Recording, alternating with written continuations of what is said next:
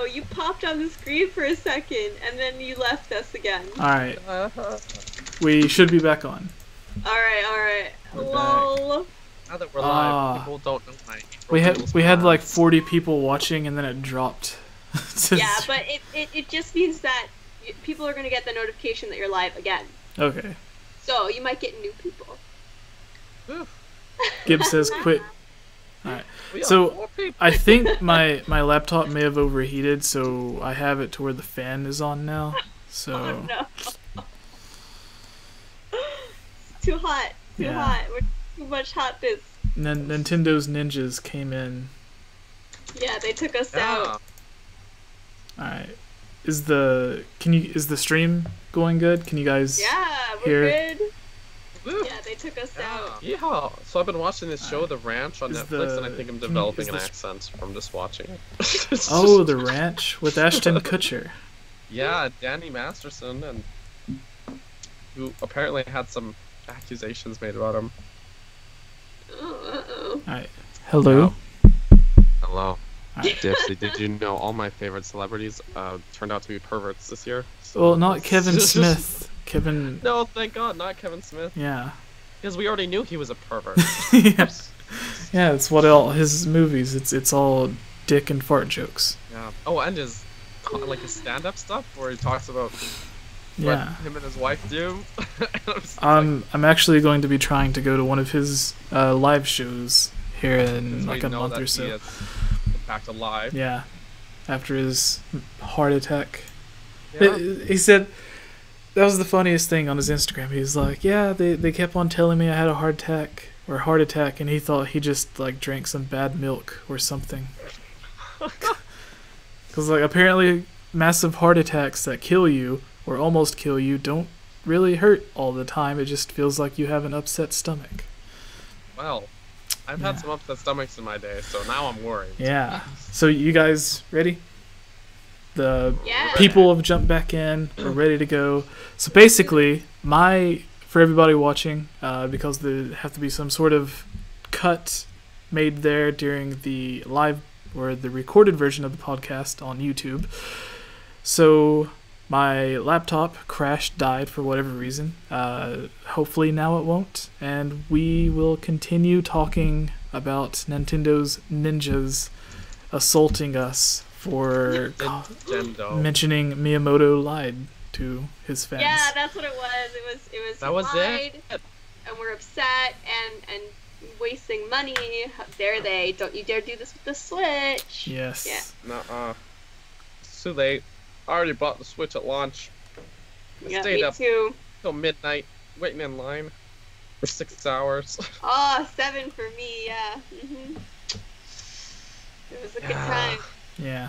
So with these peripherals, whenever when it cut out, what I was basically trying to get to is right now the only thing that the Switch can do is charge via the USB, or you can put it in the dock where it also charges but also displays to the TV. So they could come out with another dock that has a GPU in it. The only other peripheral they have coming out for the Switch is all of the Labo stuff, but you're not plugging cardboard into your USB. So I hope not. Goodness. Yeah. So all of that stuff is like it's just like stuff that you can put your Joy-Cons and everything on. So similar to the Mario Kart wheels that you can get for like motion controlled karting. So what kind of USB stuff do you imagine them doing? Do you think it'll be an updated dock? Do you think it'll be something else that I can't think of? Or do you think they'll just release a new Switch like they have the new 3DS, which is just a little bit more powerful, but apparently that little bit of power is what you need to play games like Xenoblade on the 3DS. I don't know if any other 3DS games are only able to run on the new 3DS, but games like the new Pokemon games can only be played in 3D on the new 3DS. So there is like the power there, as small of an upgrade as it is, does make a little bit of a difference. So with the Switch, do you think it'll be like a new dock? Do you think they'll just release a new Switch? Do you think it'll be something even more unique? I want a Nintendo Switch VR system where I can play Hyrule Warriors and a new updated version of Link's crossbow training. Hell yeah, Link's crossbow training! In VR. Were you on the episode, Holly, where I mentioned the small fact that Link's crossbow training outsold Wind Waker? No. Yeah. No, That's upsetting. No, so that was when we had I bought it. I liked it. Yeah. I still have it. Yeah, so Wind Waker, one of the best Zelda games on the top of everyone's. All right, you're part of the problem. I helped that. I didn't buy Wind Waker when it first came out. I was angry about that game, so I didn't buy it until the remastered version came out. I bought Wind Waker twice though, so I think I make up for it. 3 times. I've bought Wind Waker 3 times. On the GameCube? No, twice. Well, I guess it's the first time I got it when it was like pretty new. Then I lent it to my girlfriend at the time, and we broke up. And I didn't get it back. So people in the chat, you can fact check me and tell me if I'm wrong, but I believe Wind Waker sold around 3 or 4 million copies on the GameCube. Yeah, that sounds right. Yeah. But then Link's crossbow training sold like 5 or 6 million. Yo. Yeah. So it wasn't just like, oh, it barely beat it out. It was like, no, it almost like really doubled. It was like, yeah. Well, yeah. I just think because there was so much speculation about like a real life looking Zelda, like, you know, just really epic animation. It's gonna be so dope. It's gonna be so realistic and dark and edgy. And then they put out Wind Waker. A lot of people were very, including myself, were very kind of disheartened by that. And like, what is this? What is this childhood thing? It's wonderful. It is, and I agree with you now. But at the time, I was one of those people that was like, what is this? What is this garbage? Yeah, so. It was like that, like up until as soon as I started playing it, then I was on board. But right up until that point, I was not. But I was like too loyal to not buy it anyways. Yeah. Oh, so Holly had to buy it again. Yeah. Holly is also the reason we got Twilight Princess, because it was the feedback from all of the American audiences that caused them, because after Wind Waker they started working on Wind Waker 2, but then they changed that to Twilight Princess because the American audience and Nintendo of America was basically like, hey, nobody likes this, you need to change this. They want what you showed. Yeah, they want what you showed at the GameCube tech demo. So they changed it to the more realistic style. They literally went the exact opposite way because Nintendo of America was like, nobody's going to buy this game. Yeah. So because of you, creepy looking babies and weird girls that collect bugs is what we want. Yeah. Don't forget the clowns. Yeah. Because of you, we got Twilight Princess, and Wind Waker was changed to Phantom Hourglass. So we ended up getting the Wind Waker sequel, but it was for the DS. So shame on you, Holly. We could have had because of your people, we don't have adult Toon Link. Sorry. So think about that. Do we want adult Toon? I guess adult Toon Link would pretty much be Breath of the Wild. Well, they not only would it have been adult Toon Link, but they also said it would have instead of taking place on the open ocean, it would have taken place on a huge landmass.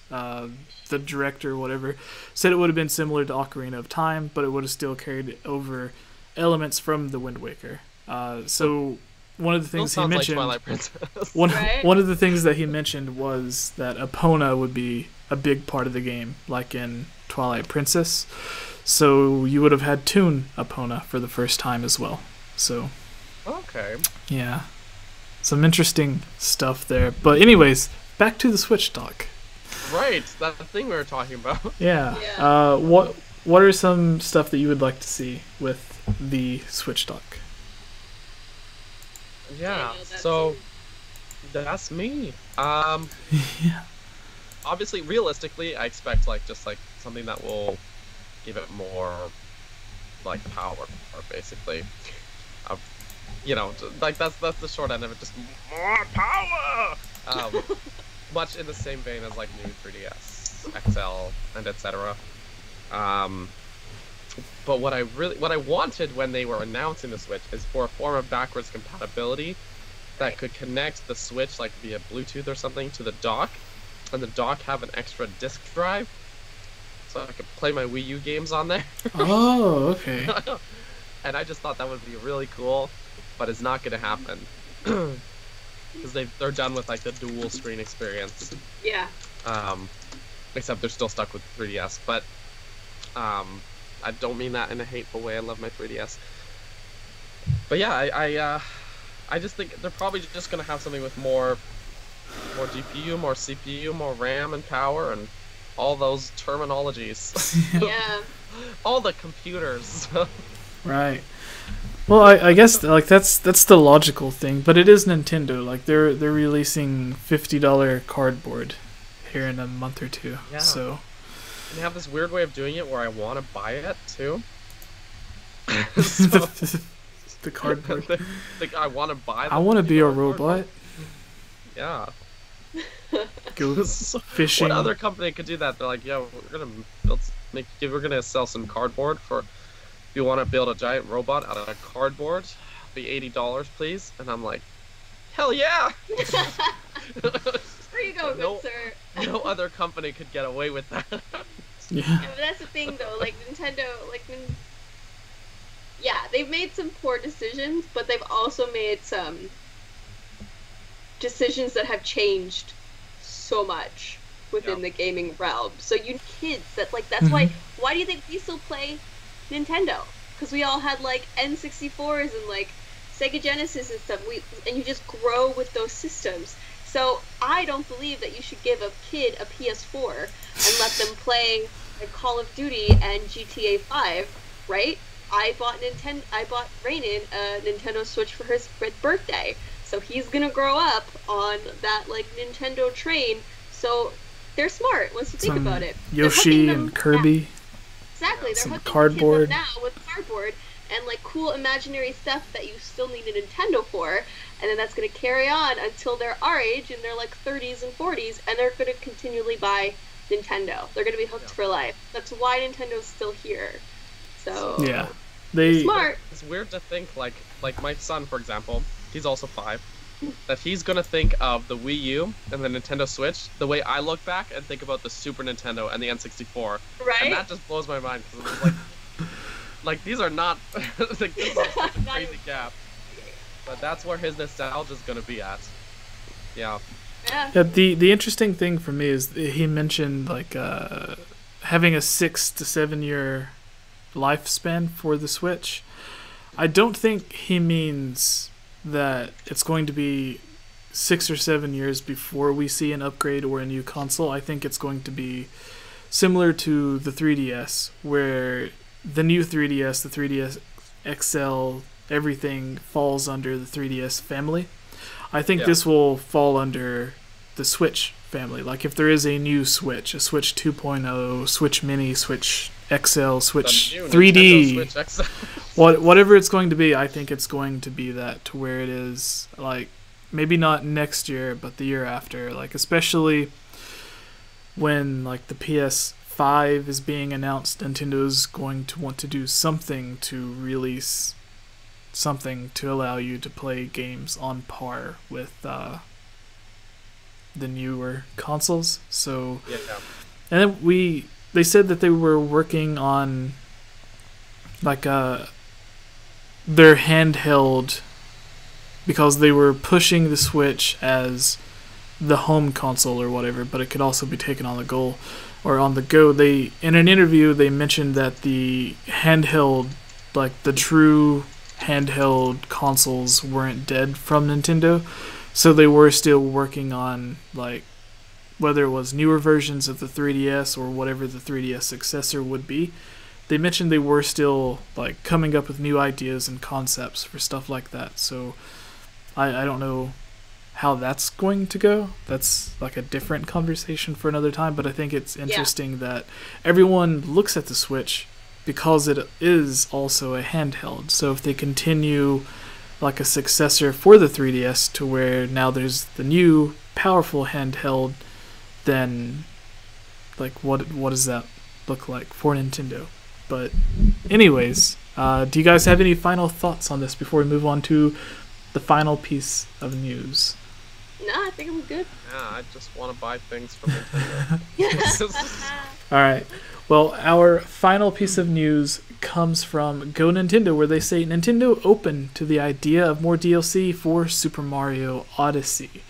It says Super Mario Odyssey data mining has revealed some new hint art and costumes for the game. But we don't know if it's cut content or DLC for the future. Would Nintendo even be open to adding in more content to the game? In an interview with Game Informer, producer Yoshiaki Koizumi seems to have interest in the idea. His quote says, "There's a lot of volume in Super Mario Odyssey. That was a big focus in development. Give the player loads to do. We pushed ourselves to create as much as we could. I can't announce anything specifically today, but of course, if there was a really cool idea for us to do, then we would certainly be thinking about DLC." Now, in this, the line that stands out is, "I can't announce anything specifically today." So that makes me think that obviously they're working on something. It's one of their highest selling games for the Switch. They've given a bit of free fanfare with the free multiplayer balloon update or whatever. They added Luigi is now actually in the game to give you some balloons. So they've given free DLC. So I think that comes from when Breath of the Wild was released and then they announced the DLC. Everybody was like, Nintendo's making us pay for the complete game? Like, why is this not free? So I think this time Nintendo's like, well, let's hold off on announcing DLC. And at first, because everyone played through Mario Odyssey. I don't think anyone played through it thought it was an incomplete game. Yeah. Oh, like, no. It doesn't seem... too complete. Yeah. So, like, whoa. And then... So, like, I don't think anyone played it and had the thought that, like, oh, this doesn't feel right. There's an ending missing, or there's levels that should be here that's not there. Nintendo's going to make me pay for it so I can get the full game. I don't think anyone has that in their mind now. To whereas when people played Breath of the Wild and there was DLC announced before the game released, people automatically assumed that it was content that was already complete. Nintendo just hadn't put it in the game so they could make you pay for it. So I think Nintendo learned from that, and instead of announcing paid DLC alongside the game, they're holding off until E3 or something. But between now and then, not only are they going to announce the DLC, but to get on the good graces of fans, they're like, hey, here's something completely new that we made, we worked on, we spent who knows how many millions of dollars working on this balloon hide-and-seek game, and you can have it for free. Yeah. So I think that's like something to get into the good graces of fans, so when they do announce the paid DLC, people won't instantly like raise their pitchforks and torches at Nintendo. So, but yeah, that's my thoughts on it. Optional gameplay. Yeah. So, what are you guys' thoughts on this? Like, if there is DLC for Super Mario Odyssey, what would you want it to be? Personally, the only thing I want is I would pay $20 for online co-op. Oh. Like, don't add any new levels, don't add any new stars, missions, abilities, anything, outfits. Just give me online co-op to run through the levels with someone else playing as Luigi or Yoshi or whoever, and I'll give you $20 just for that. $20. Yep. So. Yeah, that'd be cool. I'd like that. That'd be really fun. All right. Yeah. Yeah. I would like more kingdoms, even just one or two. I I want to be able to ride Yoshi and not just possess him like some kind of demon. People know on this podcast how much I love Yoshi. Yoshi is that. Yoshi is my bae. Yeah, so that more Yoshi. That's what I want. More Yoshi, more kingdoms, more outfits. Maybe a Yoshi outfit. Yeah. Huh? Yeah. But yeah, the co-op would be really cool though. I think that would be, and not just like to actually have a second player, like a Luigi, instead of just having Cappy as a second, or he's second player. Princess Peach, with Tiara, because for Luigi, if you put him in, you have to have another Cap Kingdom character to like give him the ability to capture enemies like Mario has. Yeah. Otherwise, he can't do much in the levels that Mario can do a lot more. So then it wouldn't be fun to be player 2. But Princess Peach already has another character with her that has that ability probably. So they can just use her as a second player with Tiara instead of making a new Cappy. You're making too much sense. Nintendo will never do it. Yeah. It's like that's too logical. We're gonna shut the stream down again. Alright, what about you, Holly? What kind of DLC would you like to see for Super Mario Odyssey? Are they going to add in something for Mario to ride around in like they did for Link? Oh, like some sort of vehicle. Like a Mario Kart? Yes, Mario Kart? Yeah, like give Mario a Mario Kart to ride around some of the levels. Yeah, you could do battle co-op in the worlds that exist in Odyssey. That'd be a good time. Yeah. I think that would be too far-fetched, but it would be cool. Would be good for that, but like every other level would be like really terrible. Yeah. Yeah, New Donk City would be cool. That would make like a good Mario Kart level. Yeah, to do like a battle mode. Yeah. Yeah, that'd be cool.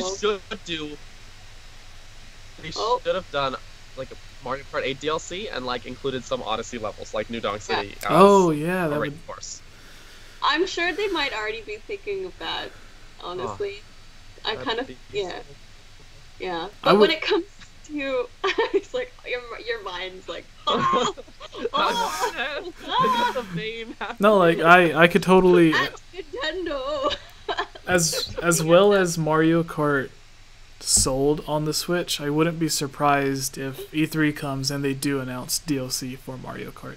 Like that's something that they would do, and I would be like, okay, that makes sense. Okay, yep. All right, I see you. Yeah. No, but when it comes to DLC for Mario Odyssey, I'm not I like Mario Odyssey, and I love playing through it. I played through it with Brandon and JR.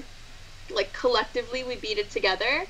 But you know, I'm much more of a fan of like Zelda than I am Mario. So for me it was like okay, I'll play this.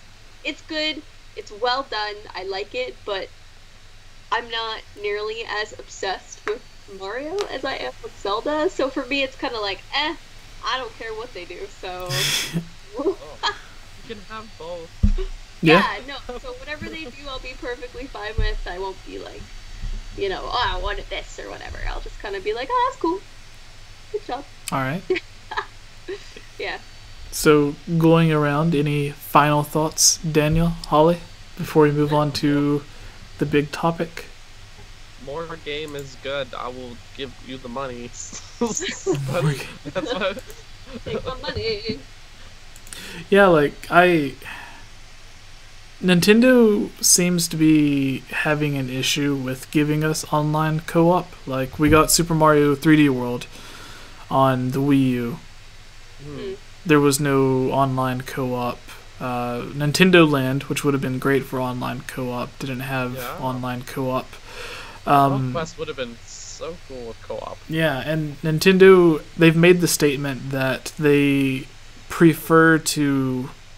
Now, this isn't exactly what they said, but they essentially said they prefer to perfect couch co-op as best as they can, then try to give us online co-op and make it worse.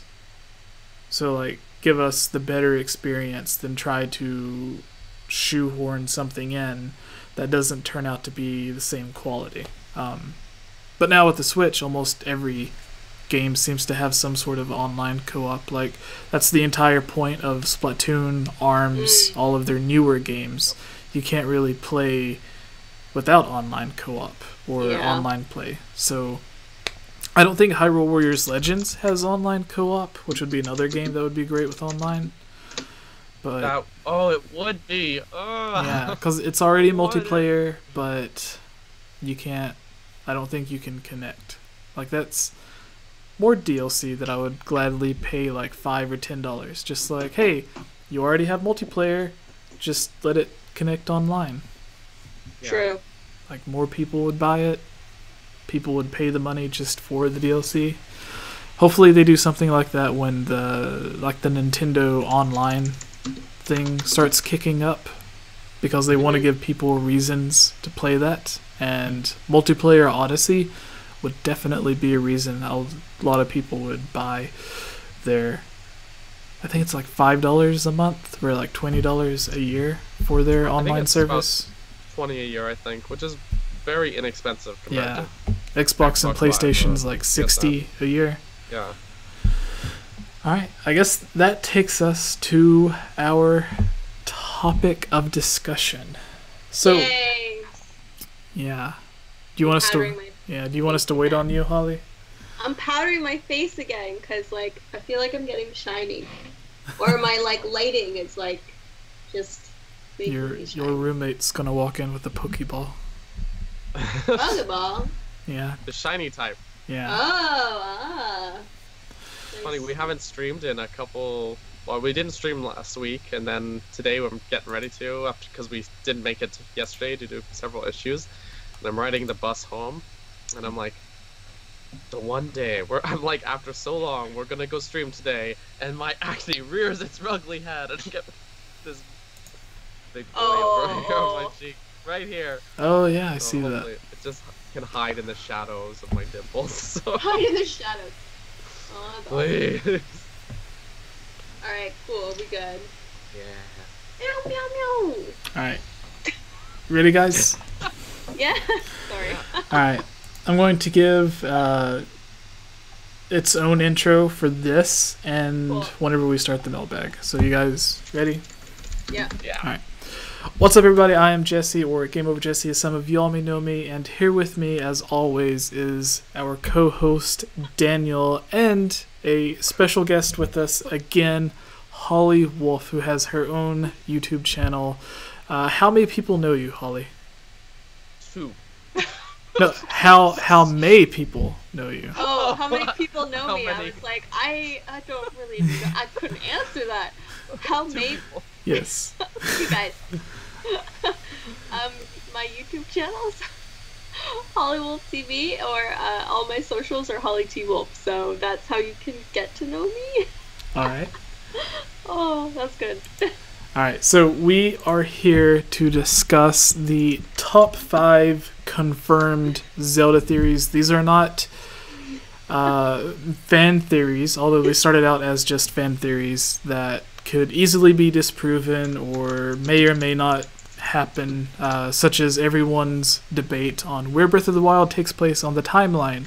No, we are going to be discussing Zelda theories that Nintendo, whether it be Miyamoto or Aonuma, whoever else working at Nintendo, has confirmed themselves are true, such as our first Zelda theory, the hero shade in Twilight Princess being Link from Ocarina of Time. And to add on to this, not only is it the same Link from Ocarina of Time, the hero of time, but that Link is also the great, however many greats, grandfather of Link from Twilight Princess. This is something that may be hinted at in the game, but isn't necessarily confirmed. But thanks to Hyrule Historia, interviews with Miyamoto and Aonuma, especially during the re-release of Twilight Princess HD on the Wii U, have confirmed themselves that this is true. So, what are your guys' thoughts on this theory? When you were playing through the game, did you think there was that connection to Link from Ocarina of Time? Some people thought it was there, but then some people thought, well, Link from Ocarina of Time couldn't turn into a wolf, so that doesn't make any sense. Why would he be the hero shade? But then, but if you're a ghost, I mean, he's dead, so you can do anything when you're dead, man. Yeah. I think some other arguments against it was that this is kind of funny because people also use this in support of the Link is dead theory. But they would say, well, Link dies, like the hero of time dies in Majora's Mask. So the skeleton in Twilight Princess is an adult skeleton. There's no way the child skeleton could turn into an adult skeleton. So people would use that as a way to say, no, that's not Link from Ocarina of Time. Other people would say that the size of the hero shade, the skeleton itself, is much larger than Link's typical size. So, but he's dead. Yeah. So, like, there's been a lot of people that have put out their own ideas and thoughts on how to disprove this theory, but Nintendo themselves has come out and said, yes, that is Link from Ocarina of Time. Yes, the hero of Twilight, or hero of Light, however you want to call him, is in fact the descendant of the hero of time. So it's kind of 2 in 1 there. So what are your guys' thoughts on this when you were playing through the game? Did you think that was something that popped up, or did you think it was something interesting, cool? Did you find it out long after you played the game? So give us your story on this. Starting with you, Holly. I can't even remember if I thought of that while playing Twilight Princess 12 through. years ago now. Yeah, I'm like, did I know? Did I not? I don't think I knew. I can't remember, honestly, but I do remember, like, when I started, like, watching Zelda theory videos about it and stuff, I was like, oh, it's really cool. Like, that's really, really awesome. So I'm about that. I think it's a great move on their part. And it also brings, like, a lot of, like, sorrow to Link, right? It's just kind of sad. You're like, oh, my heart. He dies. Oh, hero shade. Oh. Yeah. So it's some deep stuff right there. So I liked it. There's speculation that you find his grave close to Hyrule Castle. So. But what about you, Daniel? What are your thoughts on this theory? Was it something that you picked up on while playing through the game, or was it something you found out later on? If my memory serves me, because again, this was 12 years ago. Yeah. And I was just a wee teenager. I'm pretty sure that I suspected it was something like that, or a previous Link. But I didn't know for sure, obviously, till it was confirmed. And then I was like, oh. But usually my thought is like, hey, this is a cool idea. This is a really cool theory. It's probably not true because Nintendo doesn't do that. So, but I don't know, like, this was around the time when I was really just starting to get into Zelda theories as well. So, like, this was about when I first started thinking about, like, things like the timeline being important in any way, or the split timeline existing, because I was one of those crazy theorists on, like, forums and stuff. And I had a wall covered in Post-it notes, and stuff like that. So it was just like that. There's that meme where the guy is like from like It's Always Sunny, and he's like pointing at. There's all the red lines and stuff. That was me about the Zelda timeline. But yeah. So I think I just suspected that was the case, but I didn't know for sure. And I just was like, it's a cool idea, but Nintendo won't go for it because they're Nintendo. Yeah. They don't know how cool of an idea they have until it's gone. So, but then it was true. So that makes me happy. It does add some more depth to Hero of Time Link, because he's one of the few Links where we get multiple games with him, and he's like culturally one of the most relevant links. Like you talked to someone about Zelda, and that's at least maybe not now, but at the time, especially Ocarina of Time Link was the one that they would think of, right? So, I like the idea of adding depth to his character. How he often in other games he is the hero that people talk about in game lore as well. So yeah, like in Wind Waker especially, they really talk about the hero of time a lot. So yeah, that's all I gotta say about that. I'm gonna have myself another lozenge for my dying. My thought, I don't think I played through the game, especially the first time, thinking it was the hero of time. I think that was something that I picked up on like a separate playthrough, like digging into the story and looking online and stuff.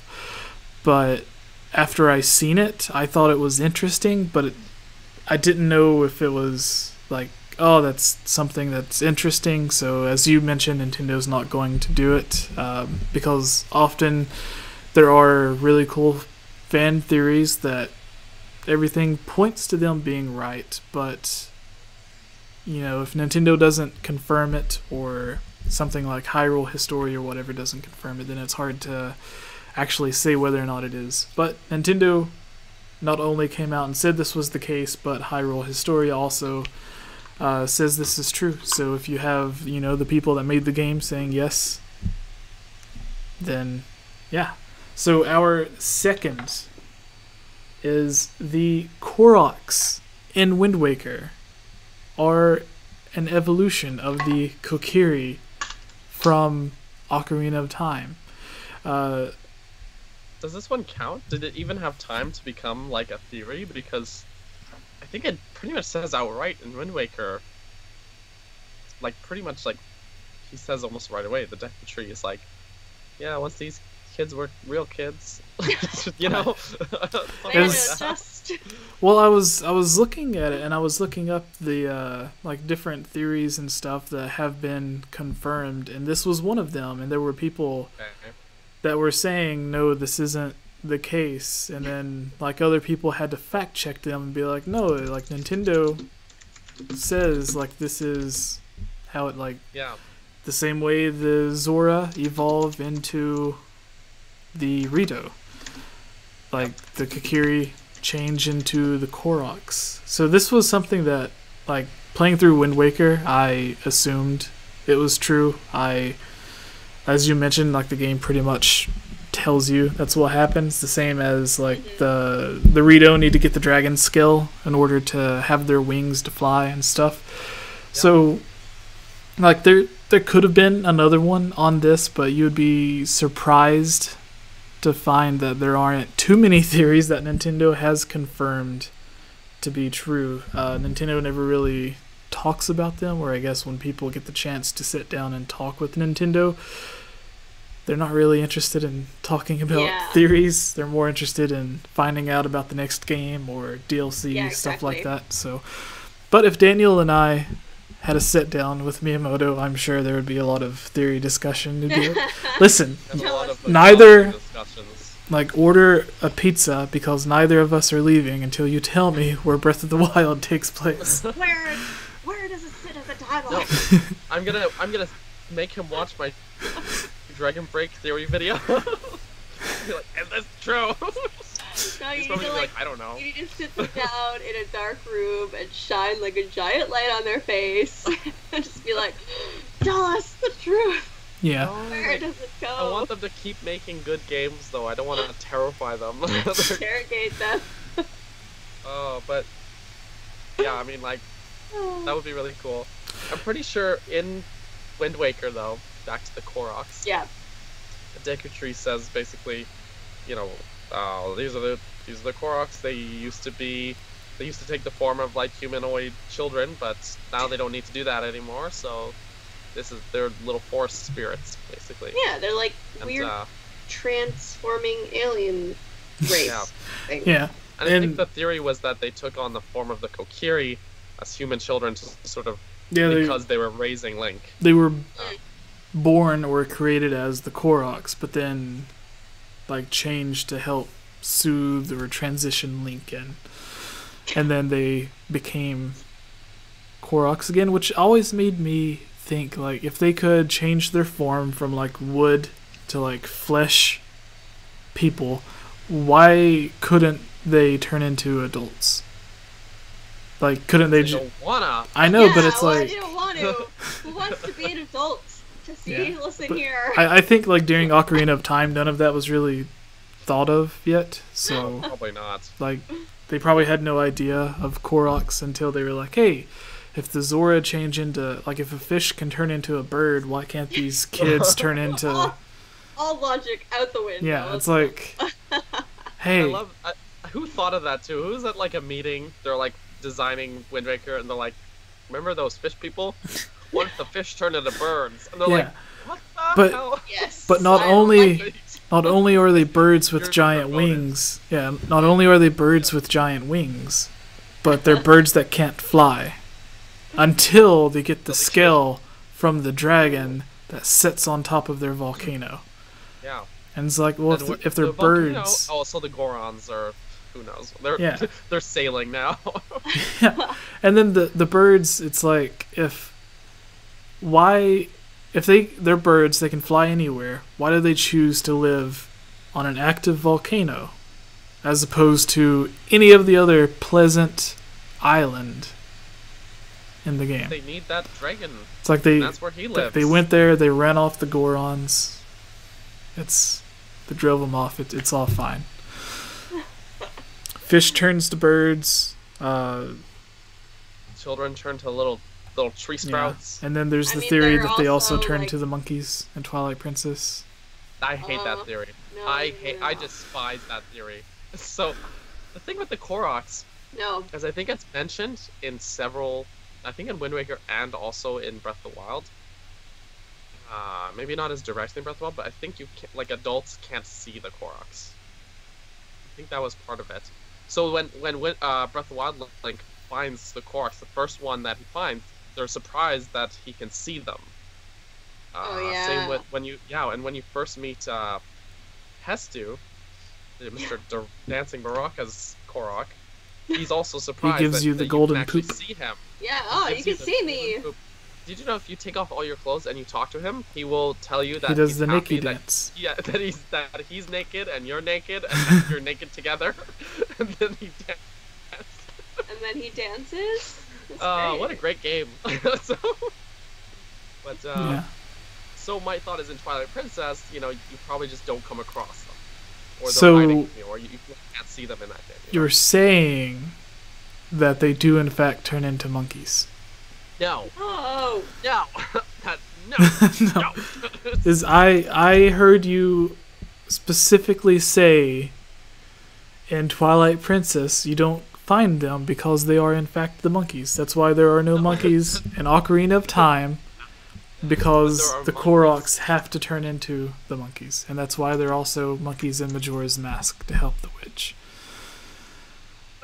I don't think people are going to believe you on this, Daniel. This is confirmed theories, is what we're discussing. Yeah, let's not talk about the monkeys. Number 3, the split timeline. Woo! That timeline theory is my jam. So, long before Hyrule Historia came out and double confirmed the split timeline. Yeah. Because there was 2 splits. I didn't see that part coming. Yeah, 3 splits, I guess. Yeah. No, because if there's one split, that is 2 things. Yeah. So it's 2 splits, not 3 splits.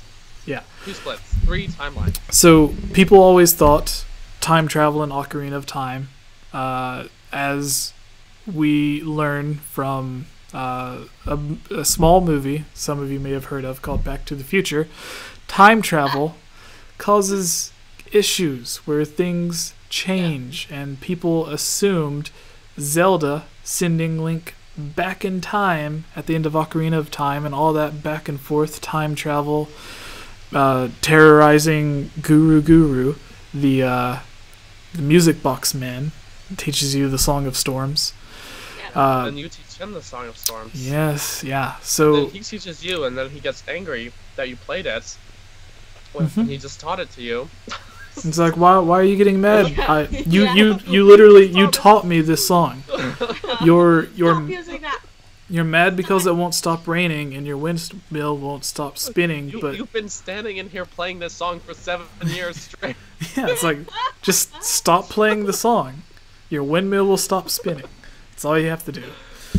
The dude is standing there like cranking this thing. He must have like that one arm is like super buff because he's just standing there cranking it's the like music box. It's like the episode of Family Guy where yeah, never mind.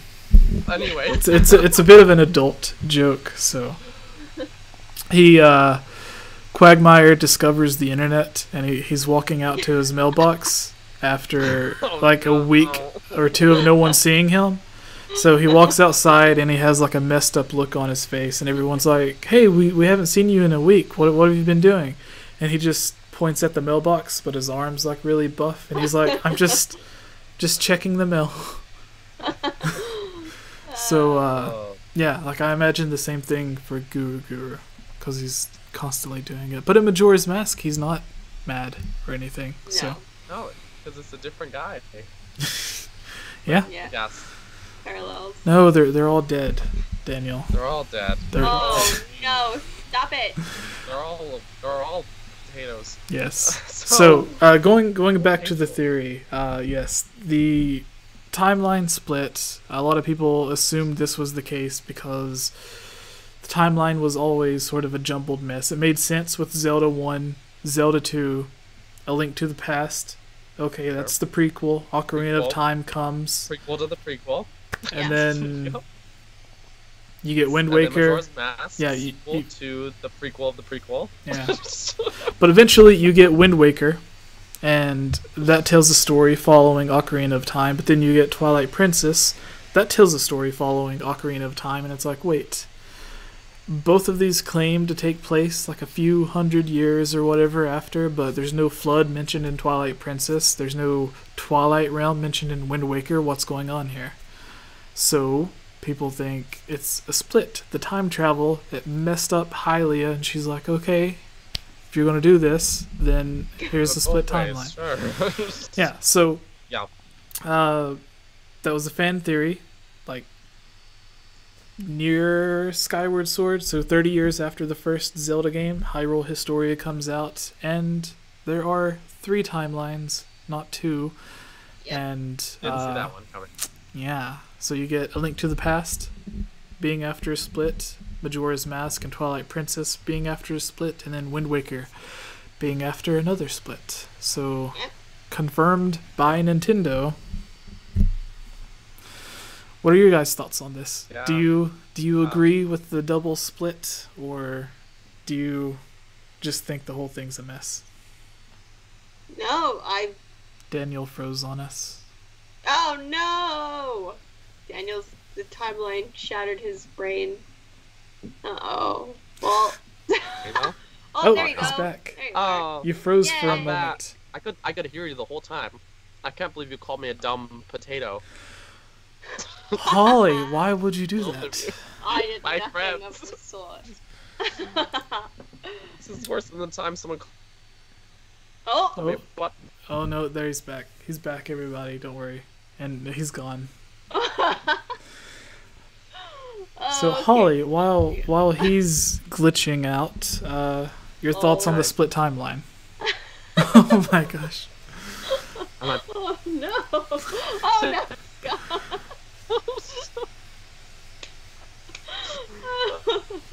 Oh. No. All right, Daniel. While you're here, do you want to give us your thoughts on the timeline while you can? Okay. Well, there's it's funny you mentioned Back to the Future because I was bringing that up as well. In Back to the Future, the way Doc Brown explains the time travel and the future changing, he explains it as a split timeline, right? In which you make a decision, make a change, and the timeline branches, splits, right? Yeah. However, by Did the you rules watch of the time travel- 3GI video on that? My friend Grant, he played Link in a parody of Back to the Future and Zelda. Yes. Okay. Yes, that's a hilarious video. Okay. Because it's what you're saying, but Oh, Zelda. yes, I've seen that with Zelda. Okay, yeah. Okay. So finish what you were saying, Daniel. In Back to the Future, the time travel that actually occurs is not split timeline theory. It's what's called replacement timeline theory. And that is that if you change something in the past, it replaces the timeline in the future and changes it rather than splitting and branching, right? Mm-hmm. Which is why, like, the artist's photo changes and stuff like that, right? Because if it was split timeline, his photo wouldn't change, or he wouldn't cease to exist, because he still would, in another timeline, have been born, right? So I always thought that flaw was a little funny, but Doc Brown maybe doesn't understand fully what's going on. So, by that same logic, there were two camps of timeline theorists that I followed pretty closely back in the late 2010s. The splitists and the linearists, as we'll call them. Terrible naming conventions, by the way, guys. So, the linearists thought that this was going to be replacement timeline theory. So at the end of Ocarina of Time, Zelda sends Link back. It changes the timeline rather than altering it. And they had all kinds of excuses for Wind Waker happening, for example. Like, there were some really crazy ones where it was all in a row. You got your Minish Cap at the beginning, and then, Four Swords, Minish Cap. No, not in that order. Minish Cap, Four Swords, Ocarina of Time, right? Majora's Mask, a bunch of the old games, and Twilight Princess, and then Wind Waker at the very end. Or you'd see one where Wind Waker was kind of in the middle, and then Zelda 1 and 2 were after Wind Waker, after the flood had receded, which doesn't happen, by the way, because it floods more at the end of the game.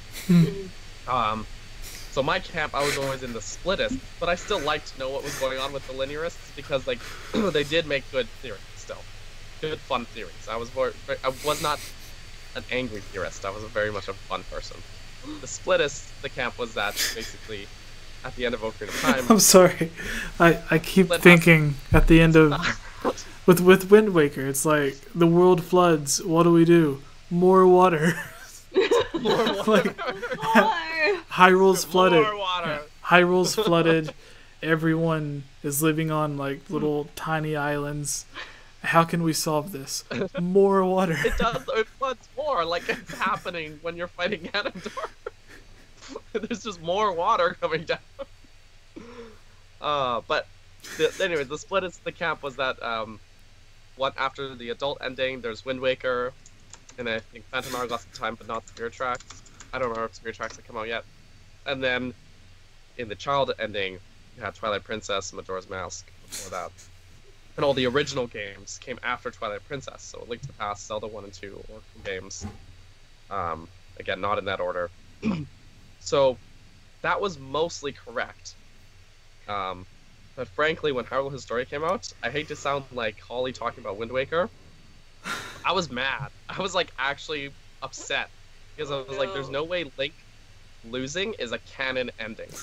That actually upset me, because I was like, no, what you get when you lose is a game over screen, and you try again. Link is supposed to be, like, the hero who wins, saves the day, whatever, right? So I was, like, emotionally hurt, because I grew up playing this game, right? And then I was like, oh, what? They betrayed me! You lied! So, that's my story. I was an angry child. This I was is not a child. 3DS XL all my over. This is the 3D... It's another damn 3DS XL occurrence. Yeah, so all my wall of Post-it notes was still up at that time, where I had all the games written on Post-it notes and, like, arranging them in different order. I was a sad man. This is before I was, like, married and stuff, so... Nice. I think I'm done. So, Holly, how was your thoughts on the split in the timeline? Is it something that you thought about before? Did you never really look into how the games fit? You just played them as they were? Yeah, I think I kind of just played them as they were. I don't think I thought about it too much. I remember watching, like, a lot of theory videos. That's kind of like the stuff that I like to binge on YouTube is theory videos and stuff. So, like, obviously a good chunk of that, Zelda, several years ago, whatever, was like timeline placement and stuff like that, and those videos were always like so nice and lengthy. You could just put them on and, like, you know, just hang out, and I would watch them over and over again. Just cause like you miss things, whatever. But yeah, I don't remember. I don't remember my initial reaction to when they confirmed everything. So I don't know. Yeah, all I know is I was like just, you know, in love with Majora's Mask forever. And when, you know, it's like, okay, he goes into Termina, and I was like, this is amazing. I don't know. Well, like, the weirdest thing is the king, I think when you get the Master Sword in Wind Waker, the king talks about Link, after Ocarina of Time, leaving Hyrule to go to a new land. So he references Majora's Mask. Yeah. But in Ocarina of Time, before Wind Waker, Link is sent back through time, back to Hyrule, so he doesn't leave for another land. But at that time, it was Ocarina of Time and then just Wind Waker. But yeah, what were you saying?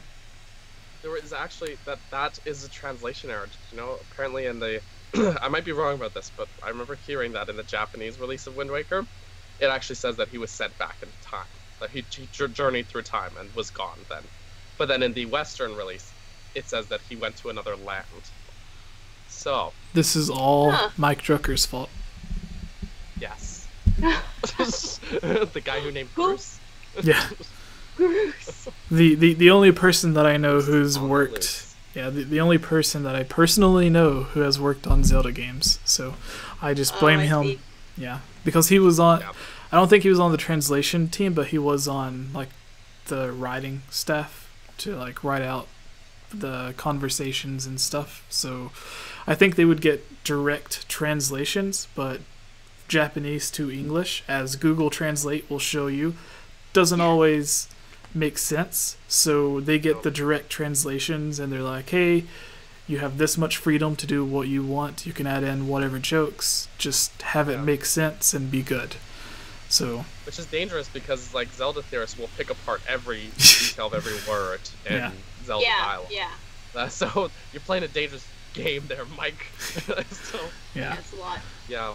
But that reminds me, it's like the Japanese to English translation being kind of funky. I watched the interview with Miyamoto once, and during the interview, he says something in Japanese, and then he chuckles to himself, and then there's just a pause, and the interpreter was basically like, yeah, he just made the pun, but the pun doesn't translate into English, but it was basically a bad dad joke. Oh. And I'm like, I want to know what it was. He never said what the joke was. I want Miyamoto to be my Japanese dad. Yeah.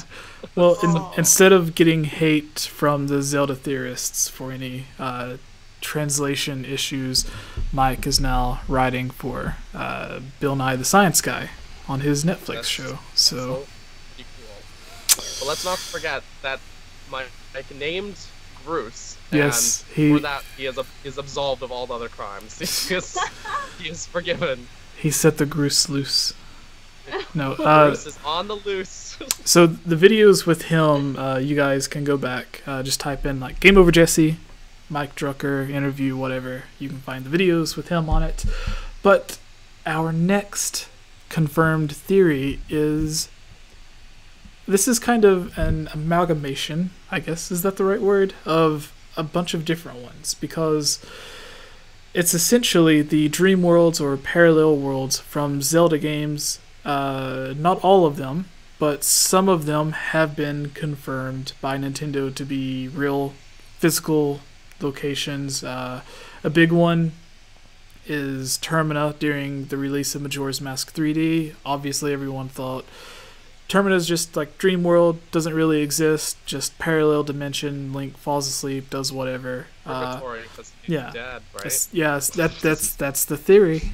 So, during Majora's Mask 3D, despite what Hyrule Historia says, Aonuma, the person who created the game, says that yes, it is a physical place located next to Hyrule. But we've explained that in a few videos before. What brought this to the list was So Lorulian Historian, who is known for working with different Zelda YouTube people like Zeltic, HMK, Dr. Wily, McIntyre, a bunch of people.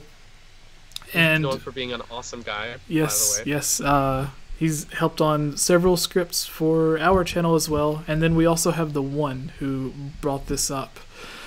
And I think even Fwes, Fwes, is the initials on the old Discord. So they were all conversating, and we were trying to come up with a theory that is confirmed to be true that people thought, and this was basically what we ended up with, because in Phantom Hourglass, much like Link's Awakening, at the end of the game, Link wakes up, poof, it was all a dream. Daniel is frozen again, so now you're back. There you are. Okay, so Link wakes up at the end of the game or whatever, Tetra's there, is like, hey, what's going on?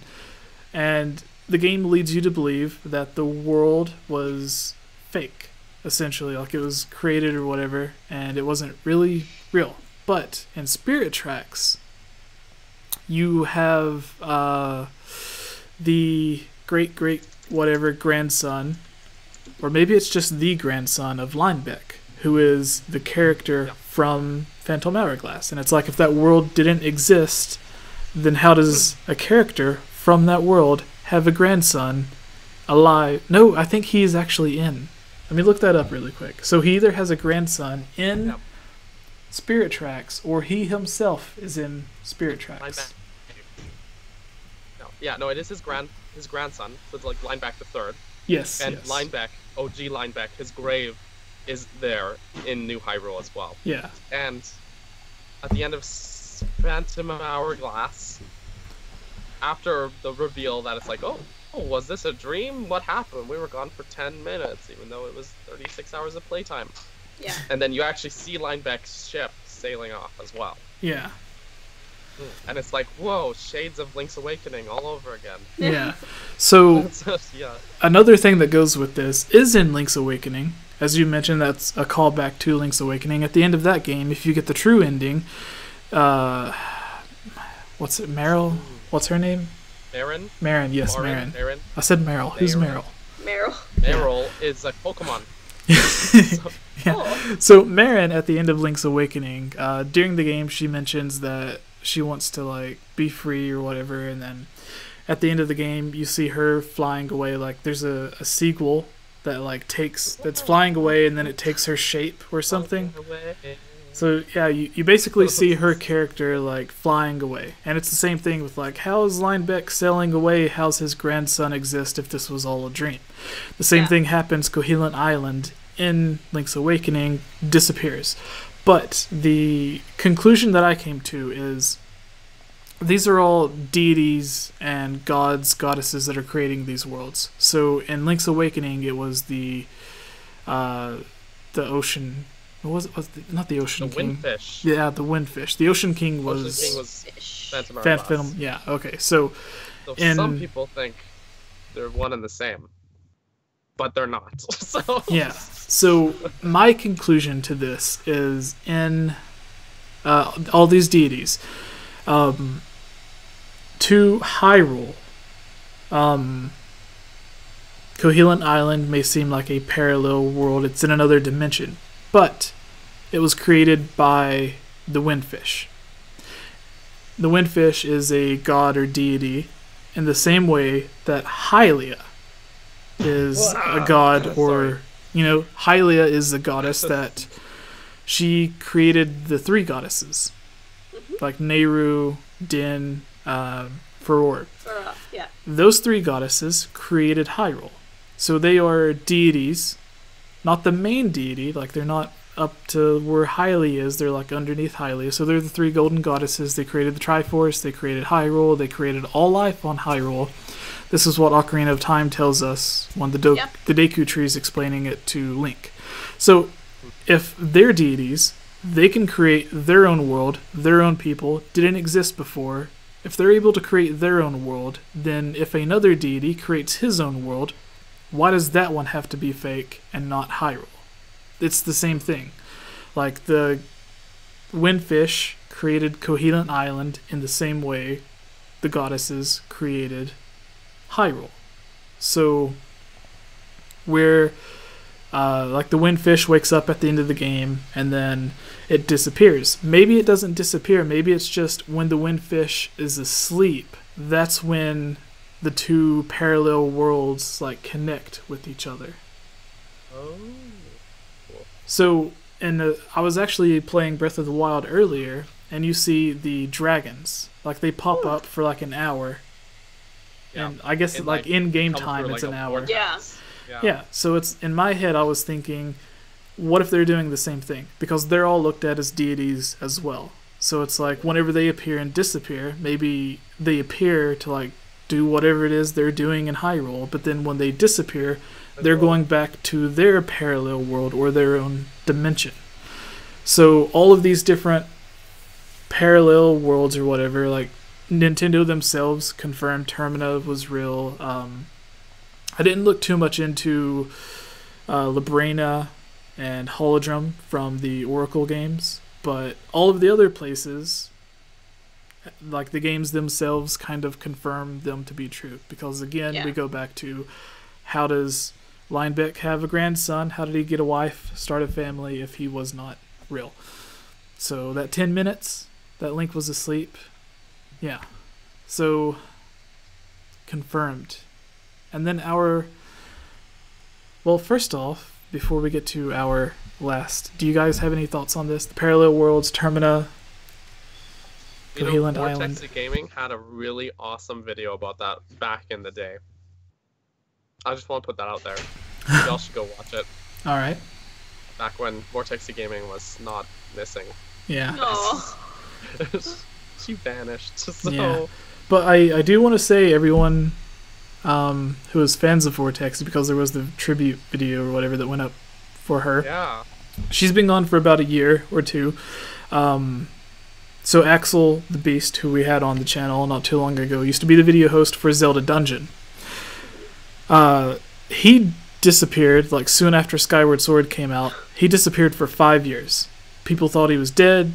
He didn't tell anyone what happened to him. He just got tired of the internet, I guess. So he disappeared. No one heard a thing from him. 5 years later, he shows back up. He's fine. Vortexy possibly doing the same thing. Yeah. Right. So. Me on Nintendo Prime, I've been missing from that website that I'm supposed to be a staff member of. Yeah. Oh no. Alright. So our final theory that is confirmed to be true is Sheikah is Zelda. Now, Daniel, you discovered this. Sheikah. Sheik. Being a member of the Sheikah is Zelda. I couldn't believe it. It blew my mind. Sheikah, all of them. All of them. Did you guys? Did you guys? Did this blow your mind, guys? Oh, you know what's funny is that I don't remember a time where I did not know this. Yeah, that was the thing. Is like the end reveal in my head. I was just like, okay. Yeah. Ganon must be pretty stupid. Yeah. I knew that, like, I remember playing the game, like, before that point, and, like, having not beat it. I remember getting the N64 for the first time and being hyped out of my mind as a little child. But I don't remember that reveal and it having an impact. As far as I can remember, I always knew that. And that's just disappointing, because I would love to go back and relive that, you know? Like, that would be so cool. Right, oh my god. It has to be exactly. Not just it's like Darth Vader, you know? Not just the biggest twist in Zelda, but the biggest twist in all of media. Books, movies. What about Metroid is a girl? Did you know that? What? Metroid. Samus. I know. No. I'm just trying to piss people off. So that was a bit of fun that Daniel and I was having. Our real last theory is Breath of the Wild confirmed a long-standing fan theory of the Sheikah defectors, or what was the term that you called them? The insurrectionists. The insurrectionists. That term specifically comes from Commonwealth Realm. But Sheikah defectors. Good old Conrad. Or, there's another faction of Sheikahs. That was a long-running theory. That started. I think the speculation started because Shadow Temple in Ocarina of Time is so mysterious, and then people think that Bongo. It's fucked up. That's what it is. So Bongo. Sorry. Bongo in Ocarina of Time was like, he's hinted at being a Sheikah. He was supposed to live in the Sheikah house or whatever. In the 3DS version, you can actually find the Book of Medora on the table there, and I think it was supposed to belong to the person who was Bongo. He was put in a guillotine, which is why when you fight him, his hands are cut off, his head's cut off. So it's basically, his head's just gone. There, but his head it's just gone. Yeah. So you have someone supposed to be a Sheikah, member of the Sheikah tribe, who was killed, and then his spirit just haunts the bottom of the well and the Shadow Temple. Yeah. And it was said that Impa had sealed Bongo in the well originally. And then Guru Guru busted it out and beat you up. So,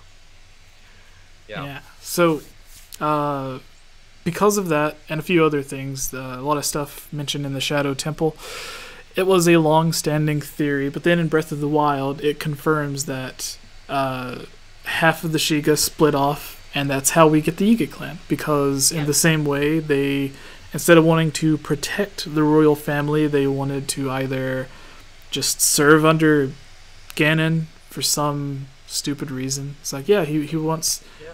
You see, like in Ocarina of Time, the first time Ganondorf makes an appearance, he raises up the castle, has like a bunch of lava underneath it, completely destroys the castle town. Awesome guy. Turns He's an architectural visionary. I see why people wanted to follow his lead. So... Well... Yeah, so it's either they wanted to get the Triforce for themselves, or they thought, well, Ganon's gonna kill everyone anyways. We might as well. Better be on his good side. Yeah.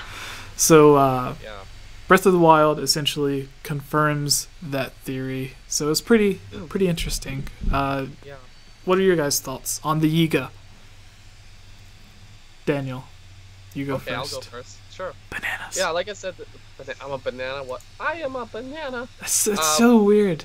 Like, walking through Hyrule, you come across someone, and then, like, you talk to them. Like a casual... Yeah, it's like a casual conversation. They're like, oh, this land's pretty. There's, like, a farm over there. There's ocean over there. You can follow this river. Like, they give helpful advice. And then they're like... they just start talking about bananas, and they're like, "You dared like defy the banana," and then they turn into a Yiga and attack you. Dare you defy the religion that is banana? Yes. Yeah. So, Daniel. So the I guess the split in Sheikah factions was like a long running theory that I guess the theory is like has half confirmed because it didn't happen. The split in factions didn't happen when the theory said it would, but it still did happen, so I'll take it as a win. One more win for Zelda theorists. Yeah. I'm pretty sure everything comes from Zelda theorists first. I'm pretty sure the timeline was someone's Zelda fan theory first, and then Nintendo's like, yeah, okay, let's publish this. Yeah, this makes enough sense, right? Yeah. There's a few indiscrepancies, it's cool. Yeah. We'll just put it in a disclaimer at the beginning that there's some discrepancies. Whatever. Yes, this is good. But I love that the Yiga clan became a thing because the Sheikah, there's a lot of sort of mystery surrounding them. The best thing that Nintendo did, they seen Majora's Mask. Everybody complained about Tingle. The very next game, they give us multiple Tingles. The Tingle Brothers. So it's like a couple games too, like Minish Cap as well, and Wind Waker, and then they put him in Hyrule Warriors. Yeah, apparently the staff love him. Twilight Princess had the realistic Tingle, Ropal. No, what was his name? The guy who runs the Star game. Yeah, the hookshot rupee game. Yeah. I can't remember his name. Yeah. I'm a disgrace to the Zelda community. I want to say it was... Was it Rupel? I want to say it was Rupel. I don't know. But, yes, Daniel, what were you saying? Didn't mean to interrupt you. Tell us that guy's name. Yeah. Check on ZeldaWiki.org. So, yeah, I don't know. I was pretty happy when that kind of came. Like, the Sheikah were, like, very mysterious. Perlo. Or Frollo. Sure. Cool. I believe it. So, yeah, Perlo was his name. There was very little information about them. We'd see Impa, and Impa, and Zelda disguised as a Sheikah, and Impa. So that was pretty much all we had. Oh, and Impaz. Sorry. So, it's really cool to sort of see them, like their culture, what they have become, and their downfall, and the like split in factions. I love that we got more of an idea of what actually, like, who these people are, what their deal is, you know.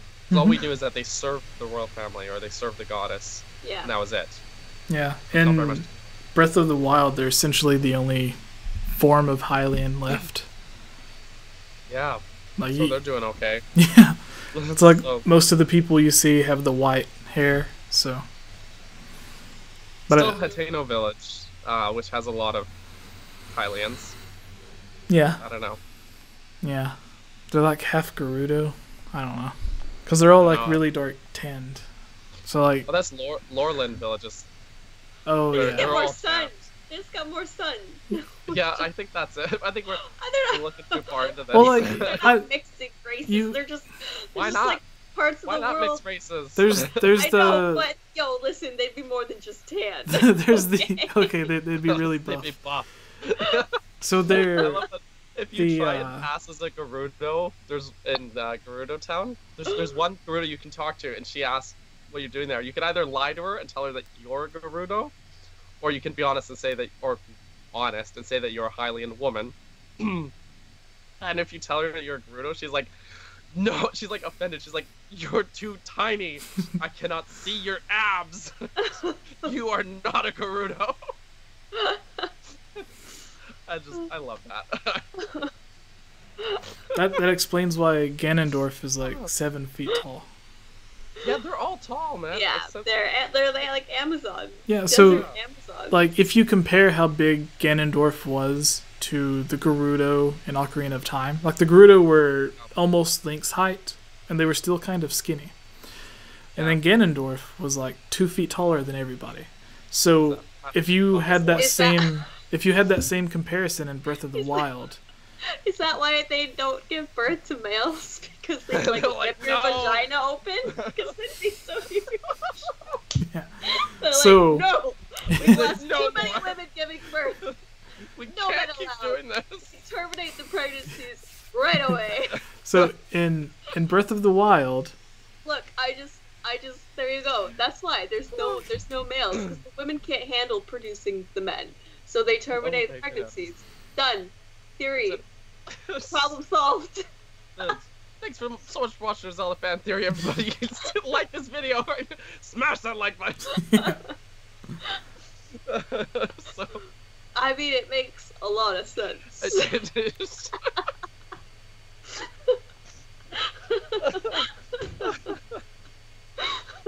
Jesse's just so done with it.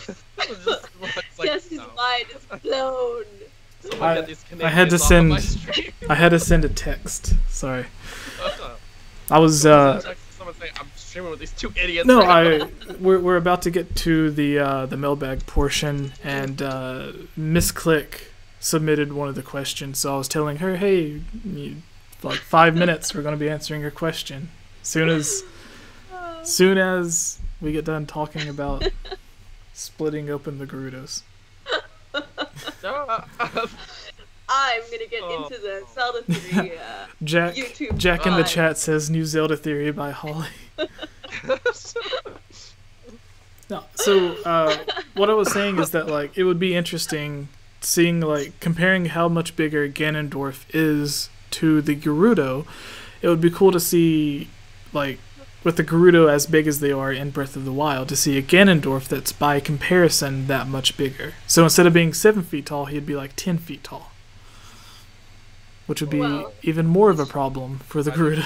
Why they're still not giving birth to any men. they The real reason why there's no men. That's your title for the video. Yeah, Zelda theory, the real reason. And then you're gonna have just a picture of a Gerudo and then like Ganondorf's head with a red circle and an arrow, right? Oh, these would not safe for work like artwork, like a woman Gerudo, just like. Oh no.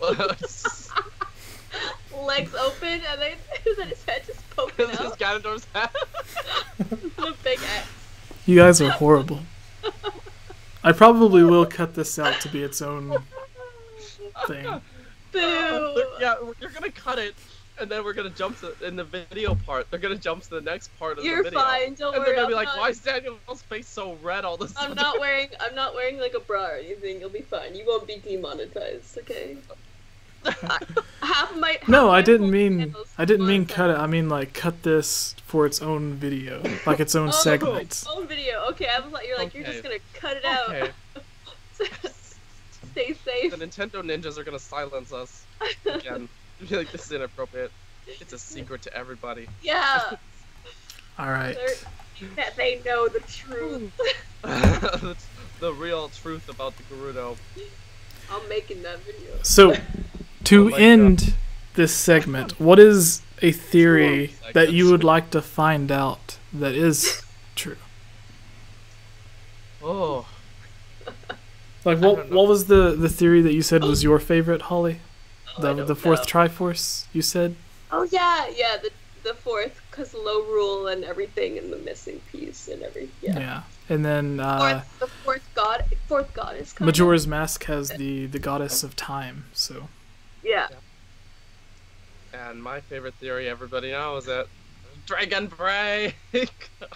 Yes. I want it to be real. This is my theory. Miyamoto's gonna come out on stage and be like, "Hey, Daniel." He's gonna get out there and shout, "Dragon Break!" $200, Smash Brothers. And then as he's walking away, he's gonna be, "One more thing.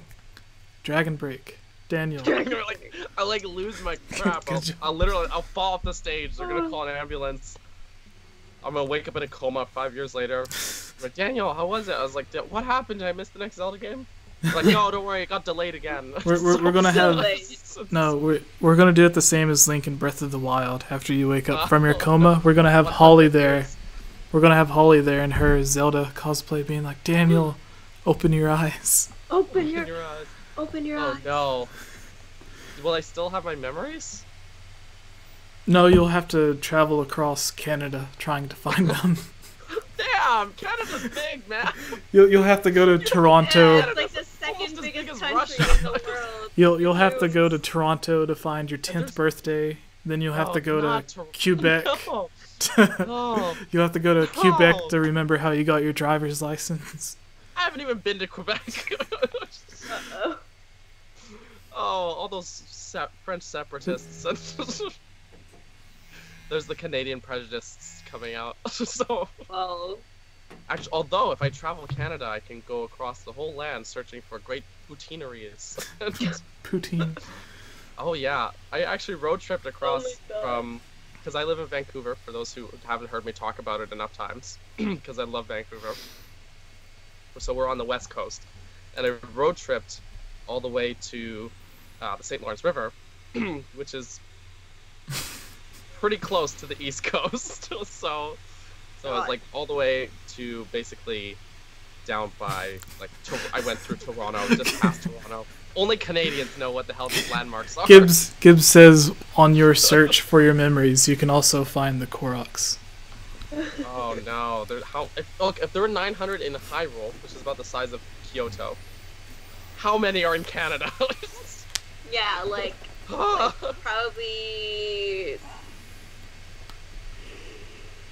100,000. No, ain't nobody got time for that.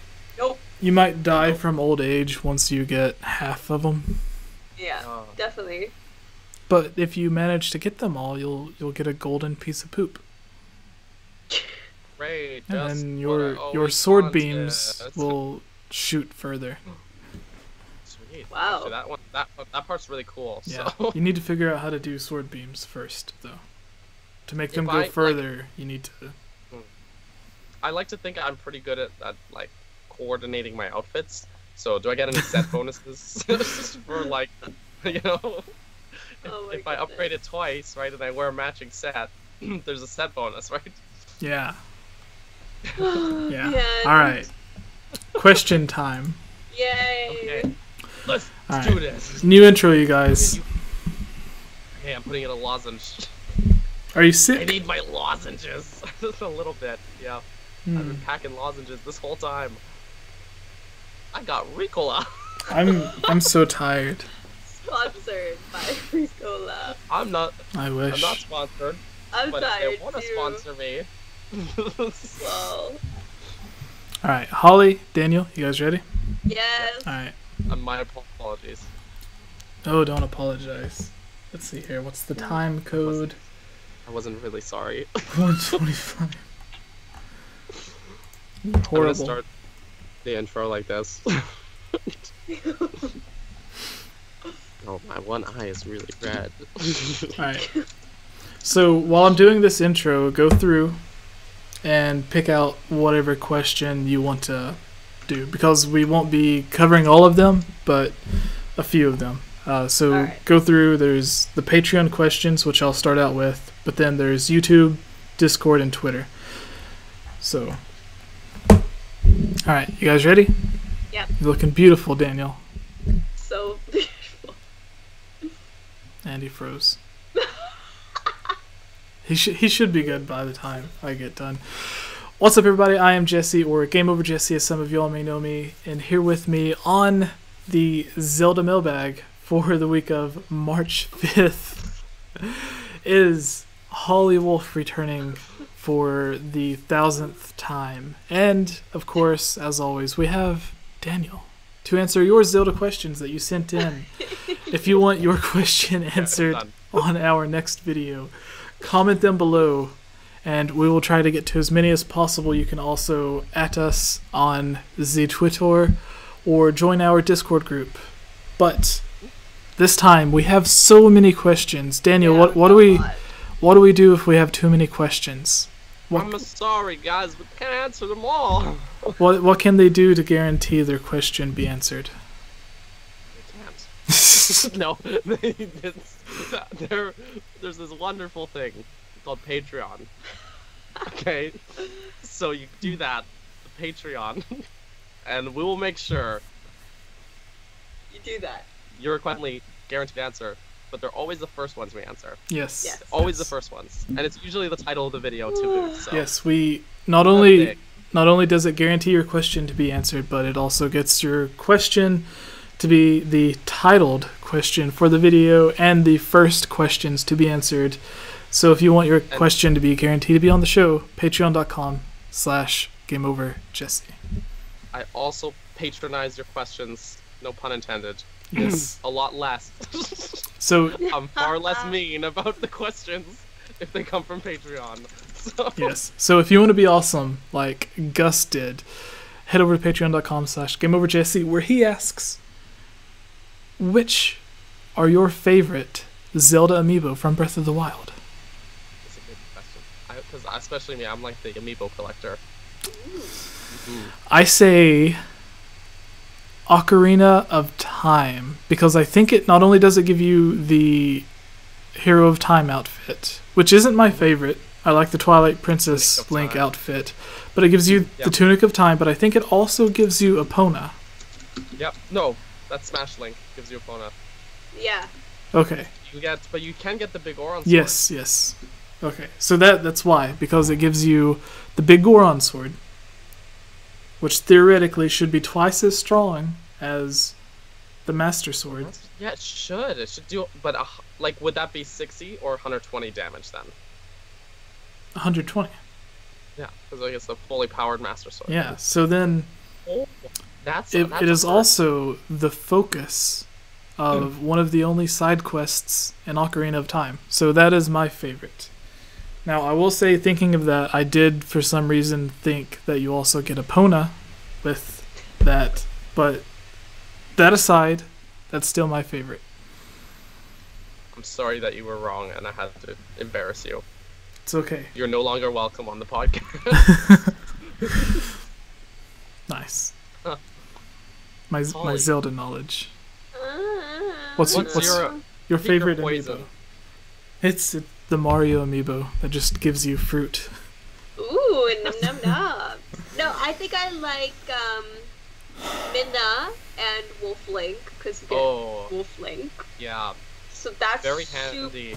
Yeah, and it's super dope. I love having that.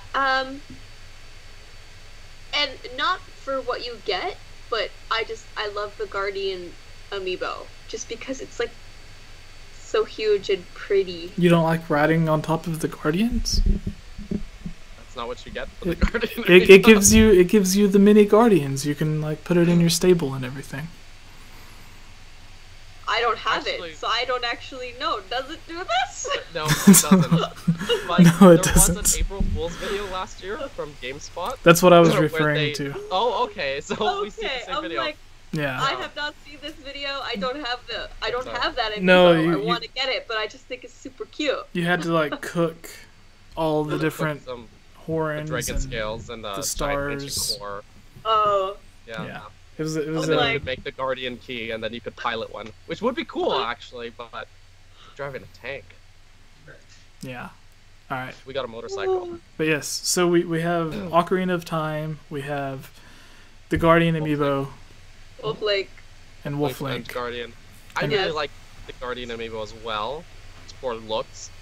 As far as from what you get in the game, this is hard.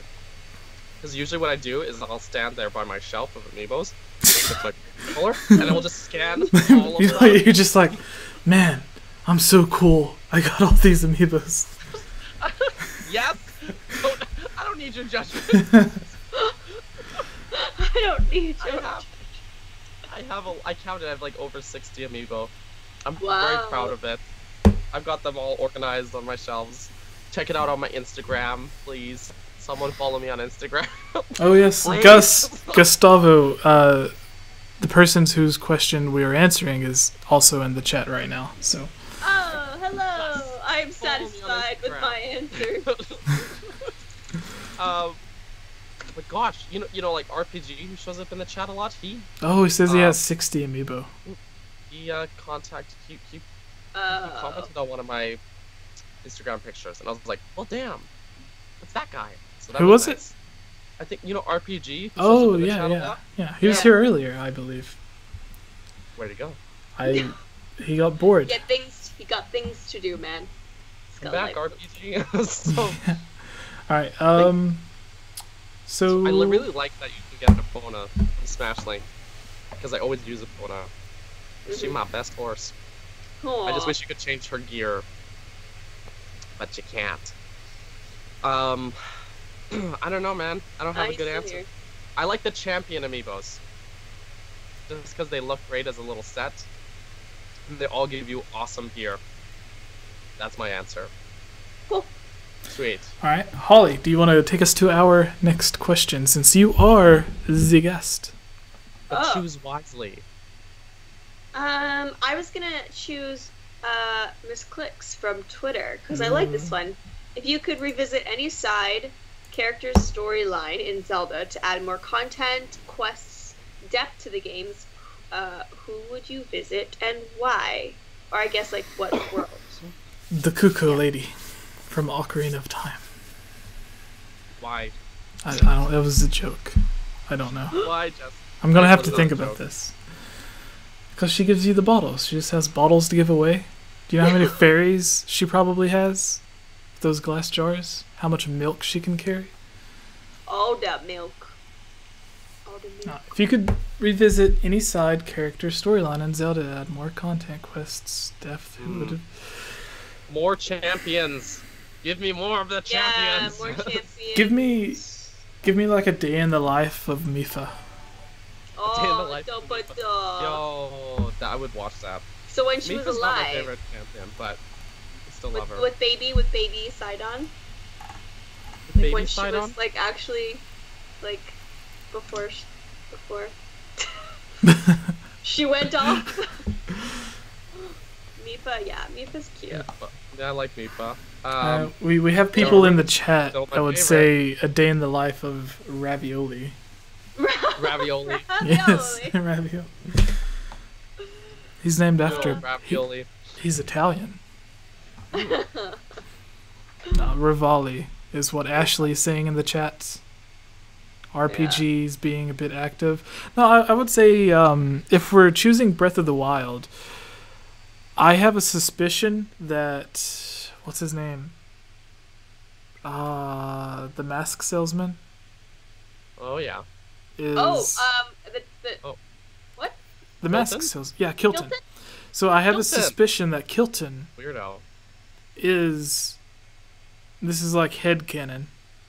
And I think this is even disproven in the game because there's a mother in the game that tells you it's her son. But my suspicion is that Kilton is really the Happy Mask salesman. And that in the same way when you wear the Deku mask, or in Majora's Mask when you put on any of the masks, the people believe you are that character. Yeah. So like the Deku Butler's son, when you put his mask on, they say you resemble him. When you put on Maku, however you pronounce his name, the Zora, everyone else is like, hey, what are you doing? We got practice. Get your guitar. Come on. He's like trying to save the world. They're like, come on, man. They got band practice. We got a show to do. Yeah. So like, they believe you are them. So in my head canon, the Happy Mask salesman came across a dying, whatever his name was. I forgot his name. Kilton came across a dying Kilton, puts on the mask, and that's why all of a sudden the mom's like, why has my son suddenly got an obsession with all of this dark stuff? Because in my headcanon, it's not her son, it's not Kilton, it's the Happy Mask salesman wearing the Kilton mask. That's messed up. But that's I love that when in Majora's Mask, when you wear the Goron mask, you talk to the other Gorons, they're like, Darmani, aren't you dead? Yeah, well, whatever. That's cool. Are you supposed to be dead? Okay, well, anyways, welcome back. Welcome back? We missed you, bro. They're all very accepting of it. I thought you died, man. It's good to have you back. So, yeah, that's, Kilton is a good choice. Because we don't learn very much about him either. I didn't know that you met his mother in the game. Yeah, I'll Google this while you give yours. But I'm pretty sure you do. You do. I think you do.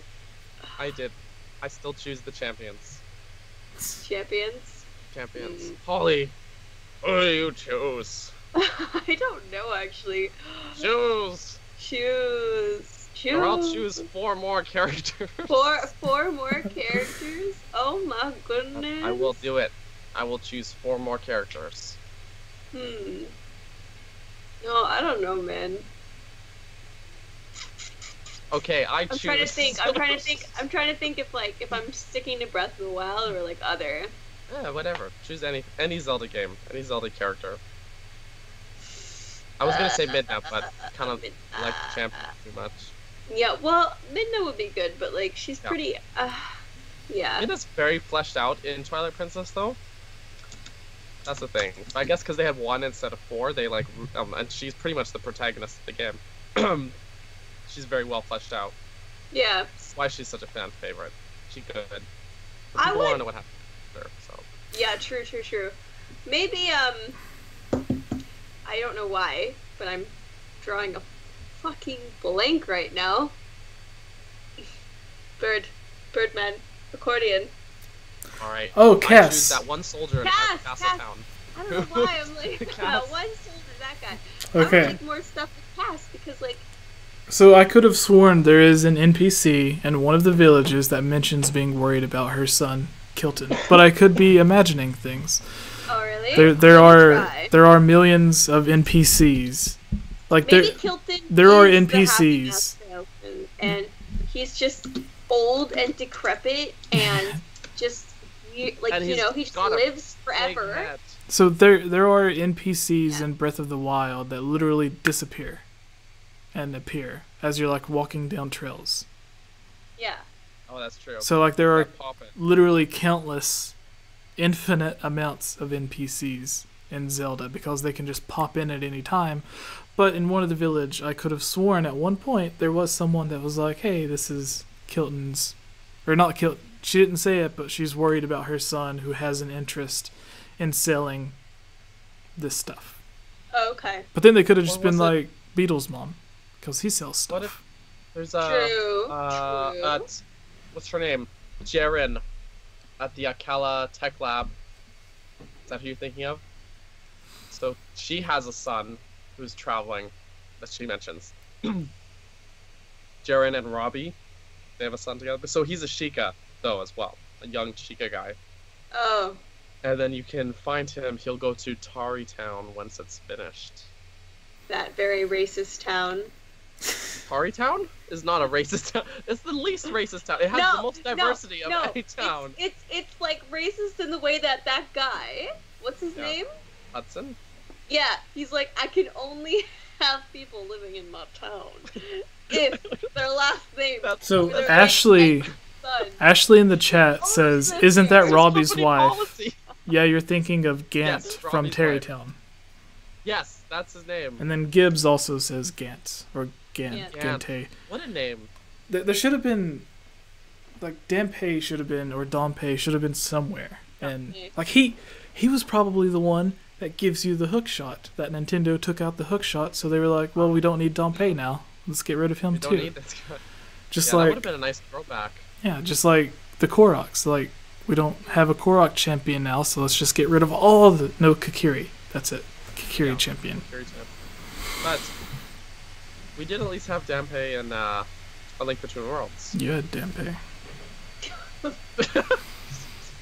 I had a friend who, every time he was insulting someone, he'd be like, "You're a Goomba."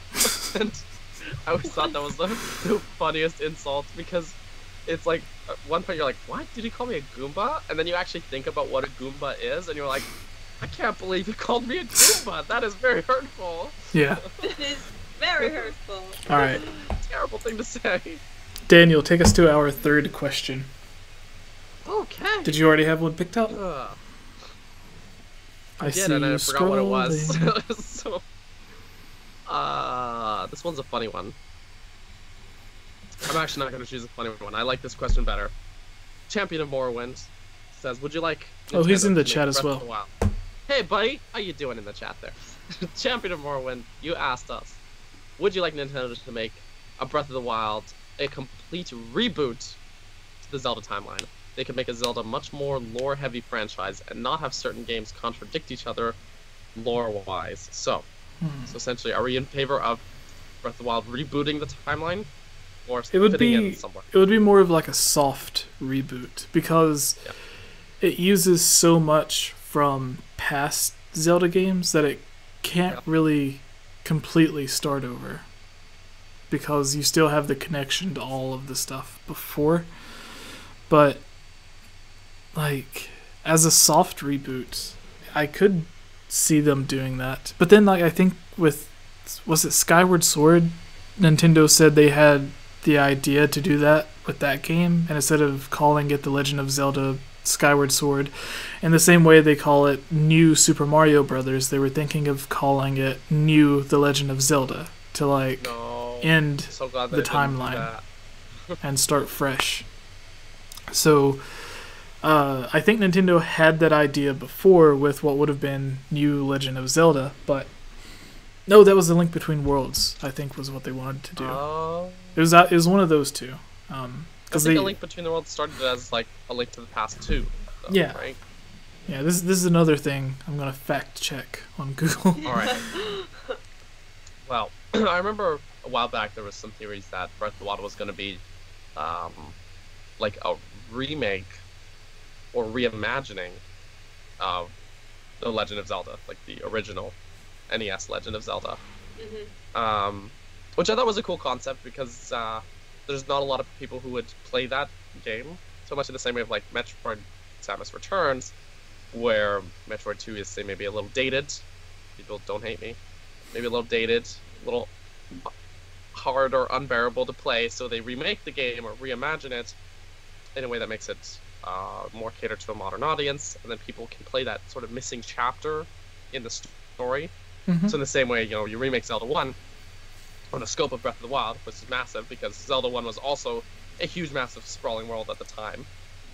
Back in the 80s, like that, this was like a mind-blowing thing. So, but having actually a proper map goes a long way. Yeah, I think that still would have been a really cool idea. There are still people who hold on to that idea, and it's so not true because the story is really not the same at all in Breath of the Wild. So, yeah. Whoops. Yeah. So, I looked it up, and I think it was during an Iwata Asks for A Link Between Worlds. They said where it was the first game that they were trying to break the conventions of Zelda, where they were like moving away from the traditional formula to create a new formula. They thought about calling it New Legend of Zelda. So, glad they did it. Okay.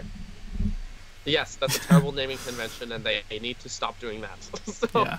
All right. Yeah. Because new Super Mario Bros. Is 12 years old, and that's not new anymore. So, all right. What So do you do now? I think each of us will take two more questions each. So that's 3 questions for everybody. And then we will end with 1 or 2 questions from the people watching in the chat. So we'll try to get through these questions. But my question that I'm picking comes from May the Triforce Guide You, who is also new and popular in the Discord. They say, are the Twilight Realm and Terminer connected? Terminer. So, I'm going to Terminer. there is the theory that the ancient tribe that created Majora's Mask also created the mask from the Twilight Mask. Yeah. And like if you can even put them together, and like the symbols, like the way the eyes are made on the mask, look very similar to each other. They're both said to be made by an ancient dark tribe. From what Al Numa tells us, the person who created both games, Termina is a real place. Like Terminer is a real place, like we discussed earlier. So since they are both in fact real places, it would make sense that the same tribe could venture to both places. So yeah, that's, if there is a connection, I imagine that is the strongest connection, that the same tribe could have possibly made the same masks. So yeah. I agree.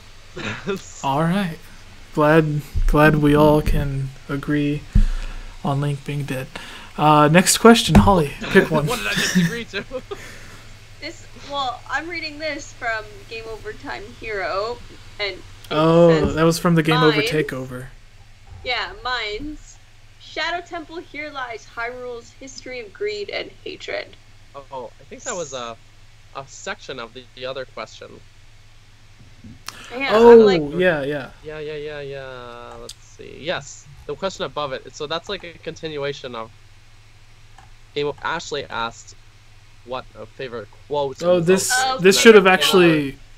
So. Like for example, you've met with a terrible fate. Have you? I need to clarify. Ashley should have had her question read at the very beginning with Gus's, because she is also a Patreon member, but she asked this question on Discord, so it was lumped in with the Discord question. So I apologize.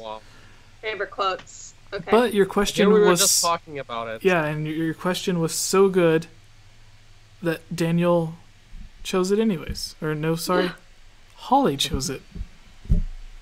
Well, yeah, because I was just kind of like, this is a statement. What's going on here? This is a quote. So Mine would be, you've met with a terrible fate, haven't you? Because Majora's Mask is my favorite game in the series, and it's just so dark and wonderful, and the music is the best. I just noticed how big your headphones are. Oh, you did?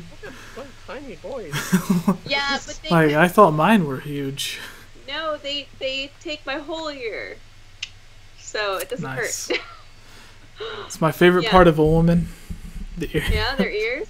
Yeah. Oh, okay. Okay. So Game Over Ashley says, Game Over Jesse, King Bergerson. For the next podcast, what is one of your favorite quotes in the Zelda series? Like, for example, you've met with a terrible fate, haven't you? Gibbs replied, I included these because it was interesting. He says, hey, listen, hey, Navi, circa 1998. And then Game Over Time Hero, which is what you were mentioning, says, Mines, Shadow Temple, here lies Hyrule's history of greed and hatred, which I think is a very dark quote for an otherwise... Like, if you take out the Shadow Temple, Ocarina of Time is a lot more cheerful. Yeah. Yes. Same with Bottom of the Well. Keep that out of there. Oh, that was just nightmares for me. Alright. So, when I was really little, well, the first time I Deku played Tree was Ocarina also of Time. nightmares for me, so... Oh, the first time I played Ocarina of Time as a kid, I can't remember how old I was, but 2. When I came out of Temple of Time, I wasn't 2. This is when I was 2. I was playing A Link to the Past. Parents don't let me play these games at 2 years old. What's going on? But I remember I came out of the Temple of Time, and then I saw like the Redeads in Castletown, and I got so freaked out. I hid behind my couch. Yeah, that was not a good time for me. Yeah, so, and I told my brother, because my brother's older than me, so I told him, I was like, you have to get me out of here, please, just kill these bad guys and run away from me. And I hid behind the couch. And they all laughed at me. Nice. I have 3 older brothers, they all laughed at me. How rude. Very rude. I love them, but so rude. Alright. Yeah, my favorite quote is the "You've met with a terrible fate." I think that has like such a small sentence, and it's told to you so early in the game. I think it's one of the first things that he actually says to you. It is the first thing Happy Mass Salesman says. Yeah, and like you don't realize it at the time because you're still trying to figure out the story, but after you beat the game, you come to know the characters and everything that's going on.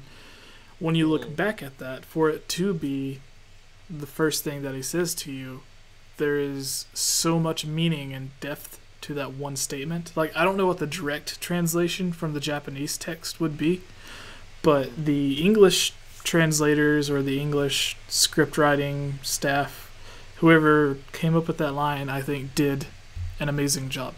And then the other one about the Shadow Temple, that Time Hero, Game Over Time Hero, from everyone changed their name in the Discord group to Game Over, whatever their name was, and they called it the Game Over Takeover.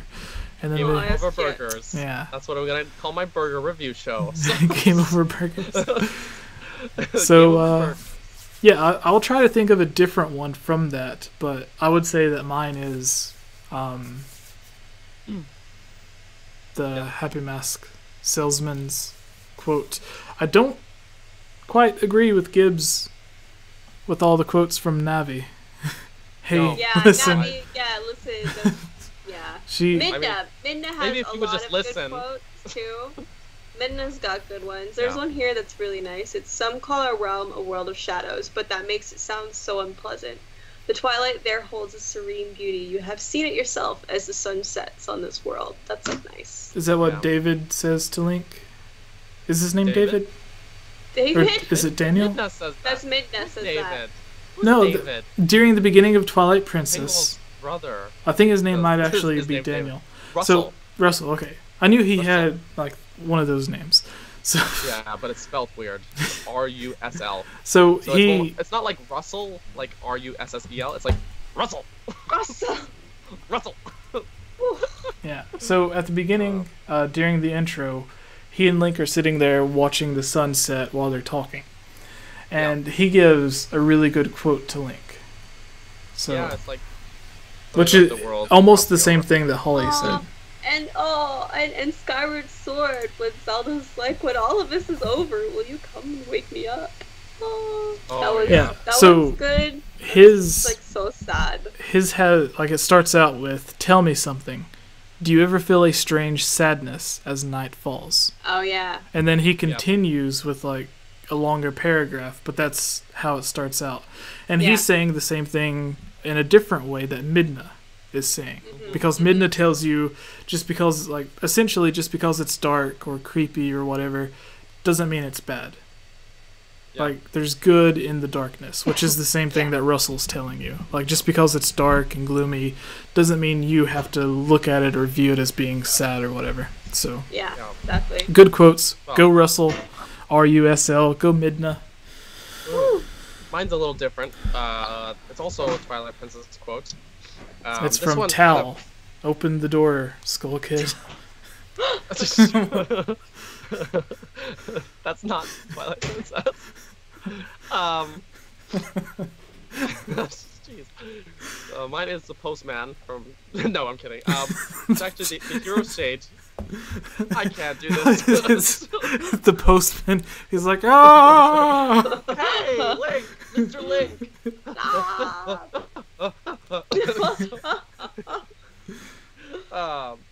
Okay, so. You guys the are quote horrible. is from the Hero's Shade. And he says, "A sword wields no strength unless the hand that holds it has courage." And I like that. I like that. Nice. I don't know, it's just simple, to the point.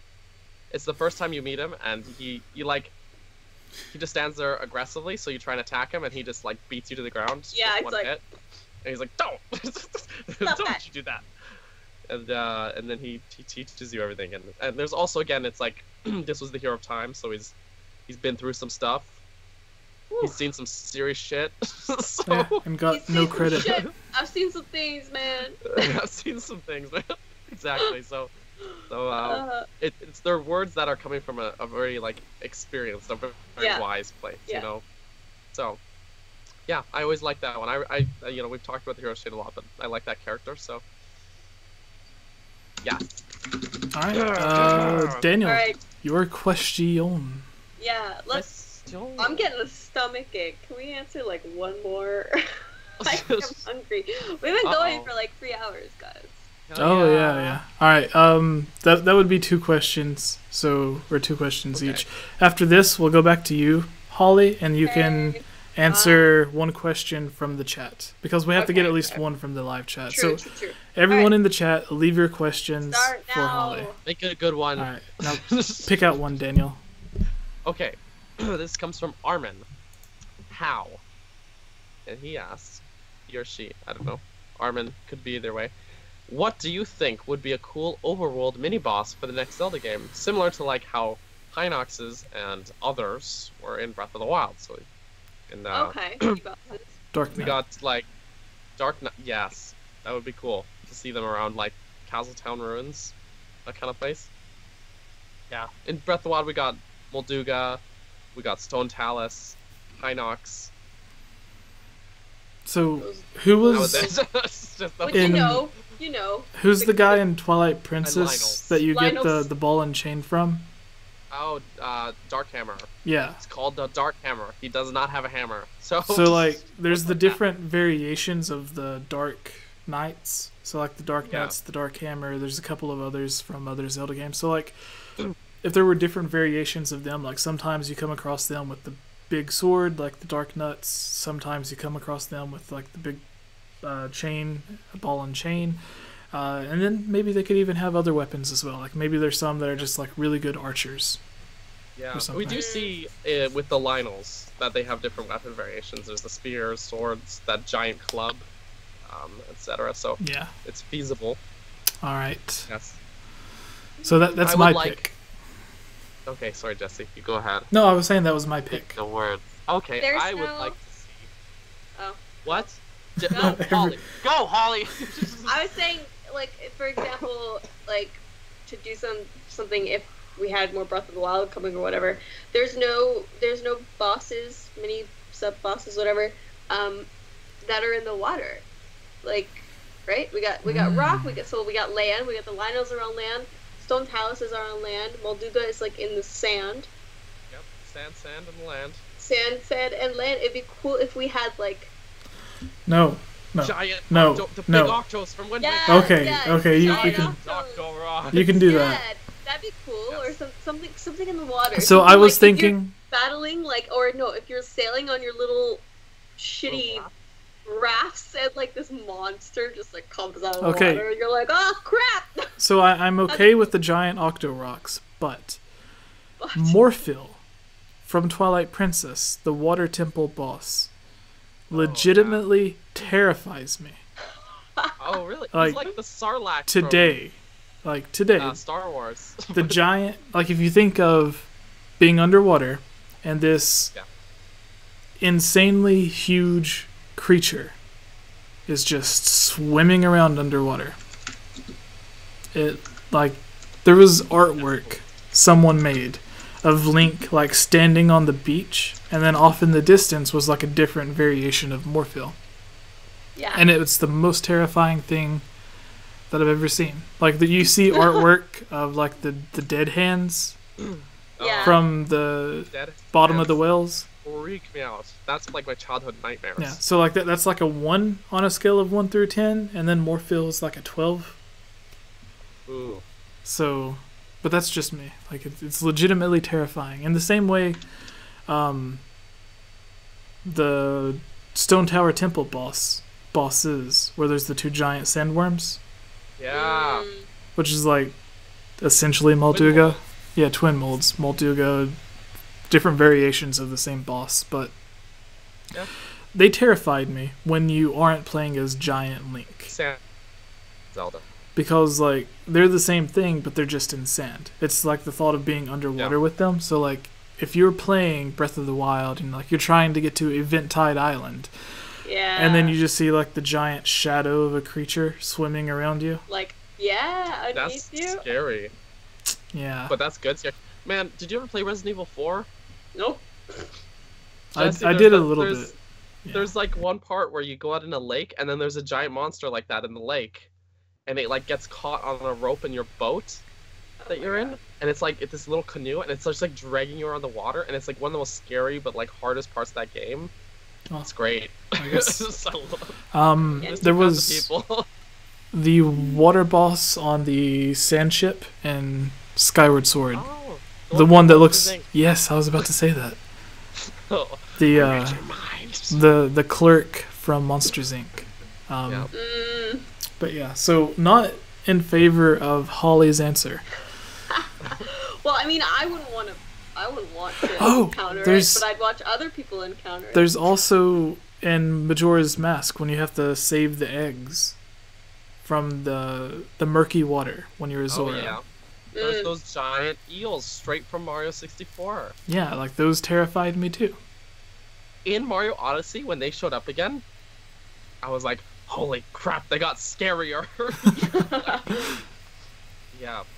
I would love to see evil dragons, because we have cool, nice dragons. Oh, like chill, they're chill dragons. Yeah, we got like chill dragons that are like, man, I'm just flying by, just mind my own business, whatever. Yeah, you shoot them, they don't here's do a scale. anything. Just take the scale. Oh, I don't need that, it's fine. I'm just gonna go through my portal. I got so many, it's okay, you can have one. I see you in this same spot standing here every night, and then you shoot me with an arrow. What's with that? It doesn't matter. Doesn't matter. I'll still keep coming here. I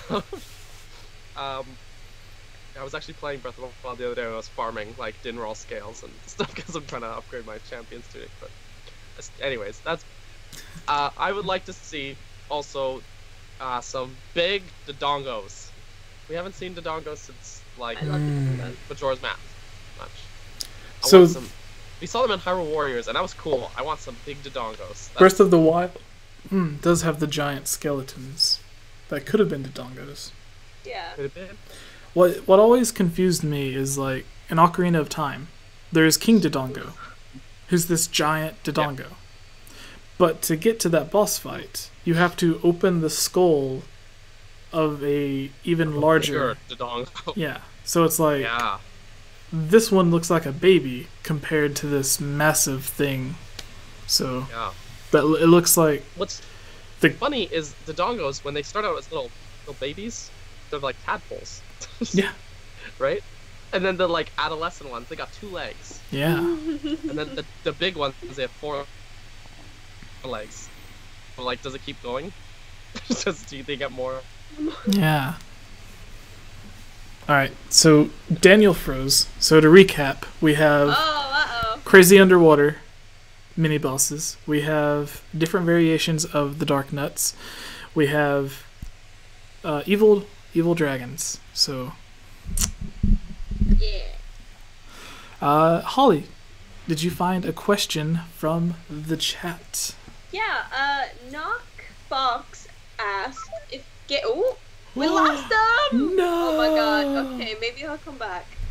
If Ganon regenerated his body in Breath of the Wild, how do you think reborn Ganondorf would have looked like? And how much of a threat would he have posed then? If Ganondorf would have been in Breath of the Wild. Yeah, if he was Ganon. Oh, hello, sir. I'm back. Alright. You're back. Alright, here. This is our next question. Are we still talking about the dongos? No, our final question. Final question from chat. Okay. Knock Fox asked if Ganon regenerated his body in Breath of the Wild, so if he wasn't like Calamity Ganon or Beast Ganon, how do you think reborn Ganondorf would have looked like, and how much of a threat would he have been? So if he was just Ganon. I think if it was Gerudo Ganondorf, he would have been almost no threat. Because the Gerudo in Ocarina of Time, like, they looked at him as their king. By the time Breath of the Wild comes around, their leader, who was Urbosa, is, like, everyone knows... Yeah, they don't want him. Yeah, like, everyone knows Ganondorf becomes Ganon. Like, Urbosa mentions that, like, legend has it that Ganon used to be one of our own, so this is personal for me. So everyone despises Ganondorf. Ganondorf in Ocarina of Time was the leader of the Gerudo. The Gerudo are a warrior race. So being the leader, the king of a warrior race, it makes sense for that person to be like the general of the army or whatever, which is what Ganondorf was. He was like in charge of the army, I guess, in Ocarina of Time. So he had a lot of power. He had like a connection to the castle. But in Wind Waker, like, he was kind of acting on his own. He was off at his own little island and stuff, had bokoblins and everyone. But in Breath of the Wild, it's like no one cares about Ganondorf. It's like he wouldn't be able, like, he would still have the moblins and stuff that follow him. Yeah, but he wouldn't have he wouldn't have the backing of the Gerudo army as he did in Ocarina of Time and the other games. Yeah, or the Twilight race. So it's like no one in the Wind Waker, like, even though it was just Ganondorf by itself, no one could really do too much to him because everyone's separated on their own island. They're like, oh, well, he's not here, so why should I care about him? But in Breath of the Wild, everything is on the same landmass. It's all connected. So, like, if Ganondorf posed a problem, they could just send in Daruk, as big as he is, to be like, listen, dude, you need to chill out. Or... calm down. Stop this tantrum. You don't want me to get Rivali to come in here and break your kneecaps. So just chill out. Yeah. He'd probably be like... comes up to you and says, don't make me get this other guy. I'd be like, who the hell is this other guy? How big is he? No, because, like, in my head, like, Daruk is, like, the gentle giant. Yeah. You know? Yeah. So, like, he comes in and, like, he may look intimidating, but Rivali's the one that's the asshole. He's the one that's like, hey. Gonna fly up in the sky and shoot his like, arrows. Yeah, he's like, I'll fly, like, a mile high in the sky and drop you. And drop you from the sky. Oh my god, what a terrible punishment. Just, like, fly up, just drop. Oh my goodness, he could survive, I'm sure. Yeah. So I guess what did he look like? Is that more the question? Yeah, what would he look like? Oh. Would he pose a threat? Oh, okay. So we don't think he'd pose a threat, because probably if he wasn't Calamity Ganon, he wouldn't be able to corrupt the Guardians. So you'd also just, like... He could potentially take one for himself. Yeah, he could take one or whatever for himself, but I don't think he'd have the malice. To rep them, right? So yeah, he'd probably pose no threat at all. He'd be this whiny kid, and everyone's just not a kid, but he'd have that. Shut up. Person. The Gerudo women are big enough to where a couple of them could just handle the situation themselves. They're like, hey, I will crush your skull with my thighs. So. Nice. But what would he look like?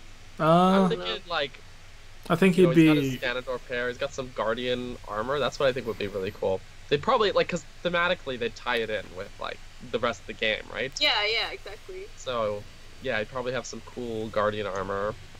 Yeah, that's all I got really. Maybe he'd be shirtless or something. Oh yeah. Because Link's bio. You don't. Yeah, he'd probably be You have people people are fantasizing about Link shirtless. They're fantasizing about the ripped Amazonian Gerudos. They're fantasizing about the fish people. You don't need a super buff Ganondorf standing there shirtless with all of his abs glistening in the sun. All of his 8 abs. Oh, yeah. He's got an 8-pack. It's okay, he won't take my love for Sidon away from me. Have you guys seen that video, where everyone falls in love with Sidon video? You've seen that, right? I haven't. No, I want to. Maybe where Daniel's on Sidon's like a hunky black man. His voice, and he's like, hey baby. You haven't seen that? No. Oh my god, it's the best thing ever. I'm going to send it to you guys. We have research for after the podcast. It is the best video I think I've ever seen. Kibbs in the chat says Daniel got a little excited there. Ooh. Yes, I did. I love Sidon. It's the best thing. It's the best thing I think I've ever. It's from Mashed. Mashed did it. Oh my goodness. Oh, it's so good. It's so good. Oh my gosh. Can I post it in chat too? Yeah. Will it work? Yeah. Oh man, if you guys have not seen this, it's so funny. Just watch it. It's literally someone being oh, you gotta go find this person, and Link's what? Who is this person? Or you have to save Zelda. You have to save Zelda, and then he meets Sidon, and he just forgets about Zelda. Oh, it's so good. All right. So, we answered, would he be a threat? What would he look like? I imagine we kind of talked about this a little bit earlier with, by comparison, Ganondorf was always 1 or 2 feet taller than the other Gerudo. So where the Gerudo in this game are already really muscular and they're already 7 feet tall, I imagine Ganondorf would legitimately be 10 feet tall in this game. Yeah, he'd be pretty big. Yeah. He would be almost as big. Buff boy. He would be almost as big as Beast Ganon in Ocarina of Time, where Beast Ganon's 12, 15 feet tall. Oh yeah. At the end of Ocarina of Time, Ganondorf would almost that big. To where you'd look at him and be are you half Goron? What's going on here? And then armor, I imagine it would be something similar to the Twilight Princess and Hyrule Warriors armor set. Oh yeah. But then in the style of the ancient armor, since that is the theme of the game. So I guess that brings us to the very end of our little Hylian Gamescast. So, Daniel, where can people find you? Right here. Sweet. And follow me on Twitter at CaptBurgerson and Instagram too. And also, I do things. Check out my website, burgersonmedia.com. Thank you so much. One day, I keep having the fear that one day I'll go to your Twitter and it'll be King Burgerson. Like it is on Discord. I should just change everything over to King Burgerson. But then I've had Capped Burgerson for so much longer. But the thought, the fear that I have comes from all of the videos that you've voiced on mine, and it has Capped Burgerson up in the corner. You're right. So then they would all be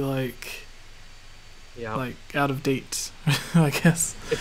it's really embarrassing. Well, it's kind of funny because I chose the capped part, like captain, because there was like a solid couple years where my friends all called me the captain, solely because I drank a lot of Captain Morgan's, and I had a cool belt buckle that I got from a Captain Morgan's bottle, and it said the captain on it, and I would wear it every day, and I'd wear it to school. And even though I was like 17, my teachers didn't question it. So. All right, Miss True story, kids. Holly Wolf. Hello. You are from the Twilight Realm. Yes. Because your last name is Wolf and you have the teeth to match. So. Yes, that's where you can find me. I don't. Where? Why should people care about you? Oh, I don't know why, but you can follow me. Twitter, IG, Twitch,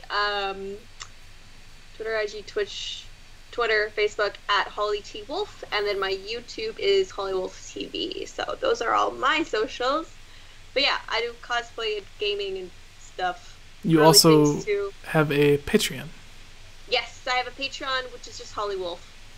So Patreon/Holly Wolf, and I do a lot of cosplay stuff there, a lot of making of my cosplays, as well as lots of other photo shoots and vlogs and extended videos and stuff like that. So yeah, and be careful, it's not quite PG. I think neither is my YouTube. It's completely demonetized. They hate me.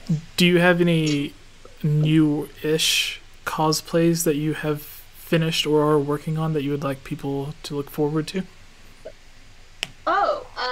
Well, I'm shooting my Twilight Princess Zelda when I get back from LA. I have to go to LA this week.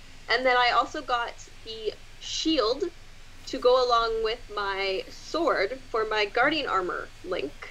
Yeah, you want to see it? I'll go grab it. Yeah, I do want to see it. Alright, one sec. I'll be right back. But it's done, so now I get to shoot that. I'm actually too excited for this.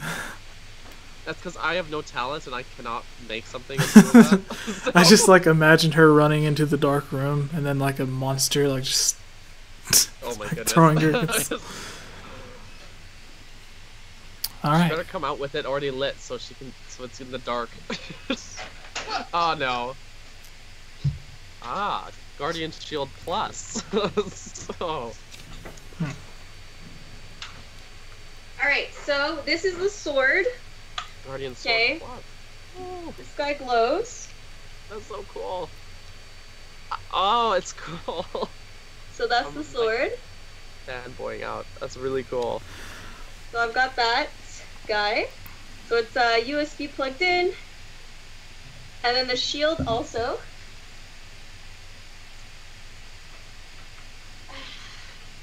Here's the shield. So, one sec. Oh, it's got two different, I'm doing more lights. I haven't put them on yet though. And so that's the shield. Oh, that's so cool. So yeah. So it's gonna be so hard to like have both of my hands with all the armor on, but I'll make it work. So yeah. The LEDs aren't connected yet though. I'm jealous. I know, right? So are you selling those once you get? No. So you want to mail them? You know, Jesse's in the same time zone as you, so geographically he's closer. But it would be cheaper to mail it to me because you don't have to cross the border. I don't know if that's how it works out. Well, actually, yeah, no. So someone actually made me this sword a few months ago, and then they shipped it to me. And then one of my Patreons actually was like, I would like to make you the shield. So then one of my Patreon supporters made me the shield. Oh my goodness. Yeah, because I posted all my progress on my Guardian Armor on Patreon. I post a lot more progress than I do normally to social media. All my cosplay work, everything that I do. The next time you come on the podcast, we need to get you in one of the cosplays. Yeah, I'll do a cosplay the next time I'm on. I'll do that. But yeah, no, my whole Guardian Armor was, they obviously saw how much work I put into it, so I got offered both the sword and the shield made for me, so that I'm gonna shoot it when I get back from LA, and it will be epic. That's why I haven't really shot it yet. That's why you haven't seen much, except for the 2 photos I took at Comic-Con. So I'll be doing a full set soon. Insider scoop here. We got yes! the behind the scenes deets. Oh my goodness. All right. Yeah. Well, I have no talent and will never amount to anything. Yeah, that makes me Whatever. that makes me like, as much as I would like to cosplay, that's like, well, I'll never be that good. Might as well not try. Whatever. You know what? It takes a lot. A significant accomplishment I did. I got a Facebook notifications. People ha-ha'd my Facebook posts 500 times. That's what I did today. Oh, I mean, that's pretty good. That's pretty good. I think you're missing the point. 500 likes on Facebook. Really cool ancient armor guardian Zelda cosplay stuff. Well, look the way the Facebook algorithm's going. So final question before we end this with your cosplay. Oh my God. How much work typically goes in to them? It all depends on the scale, right? For example, my Guardian armor, it's full LED lit up, blah blah blah. That probably took me 120 hours to complete or so. It depends. It depends what it is. It depends how much you have to sand and prime and paint and stuff. So small projects can take 20 to 30 hours. Then big projects can be like within the hundreds of hours. All right. So, yeah. From the chat, Phil says Jesse should talk cosplay as Tingle, and then PS Killa says Daniel would look good as Link. So I should be fake wannabe Link, and then he should be real Link. So there you go. Good. yeah. All right. So Holly, Daniel, thank you both for coming on to this extraordinarily long episode. Yeah, we always do long Gamescast. Thank you. The longest episode. Oh, okay. Yeah. Wow. Okay. Thank you, everybody that has joined on the live stream, and thank you everybody who is watching all of the different segments posted through YouTube. I wish the thousands of people that watch the videos would also watch the live stream, but apparently it doesn't work that well. No, it's weird. Yeah. Apparently, like, top 5 Zelda theories is a more enticing headline than podcast. Yeah. So thank you guys for watching. Thank you both for joining. Daniel at Capt Bergerson, Holly probably in the corner. at Holly T Wolf. Yep. Jesse at Game Over Jesse. Wait, who's Jesse? Tingle. Okay. All right. Say bye, everybody. Bye, everybody. Bye. Okay. All right. What is it you said you posted on Twitter? Yeah, in the chat, in our chat. Posted it on Twitter.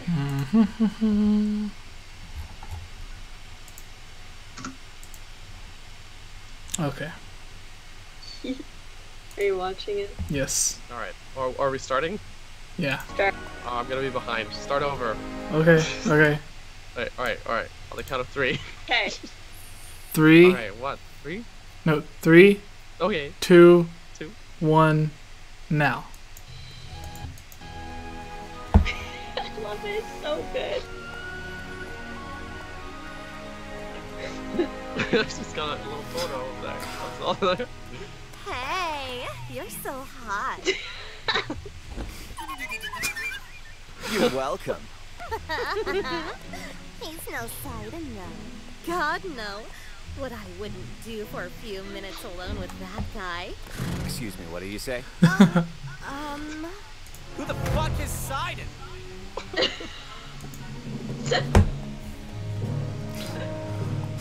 He's got Sidon! Say, hey there, young one. On top, above you.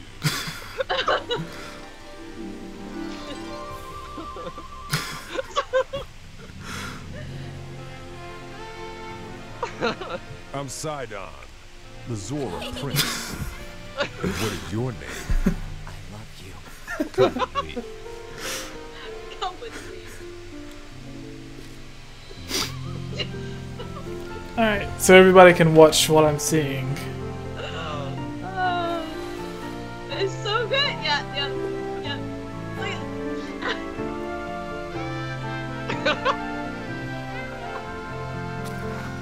Oh.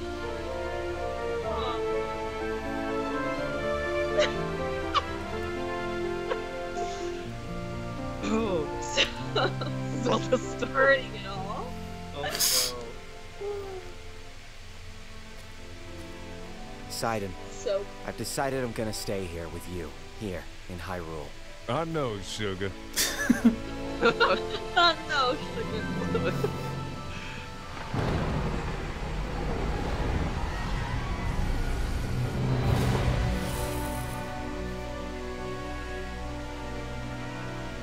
God damn it, Ganon, you can't let me have this moment. Everything isn't about you, Link. I'm here for him. What?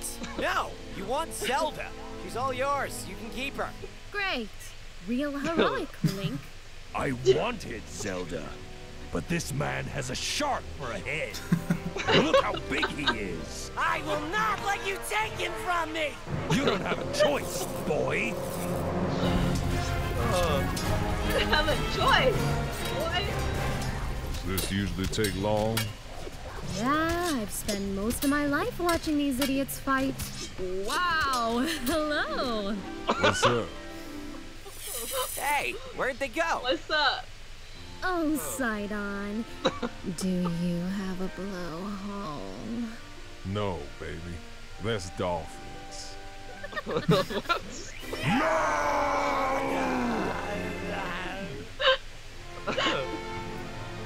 Click the button to subscribe. I Wasn't know, that funny? sugar. That was the most wonderful thing that I've ever seen. That was just magical. Yeah. There you go. The Legend of Zelda is an action-adventure game series. Do you see yourself? Yeah. Hey. Well. Alright. Alright. Alright, bye everybody. Bye. That was something. That was amazing. Wasn't it good? So good. I laughed so hard. Oh.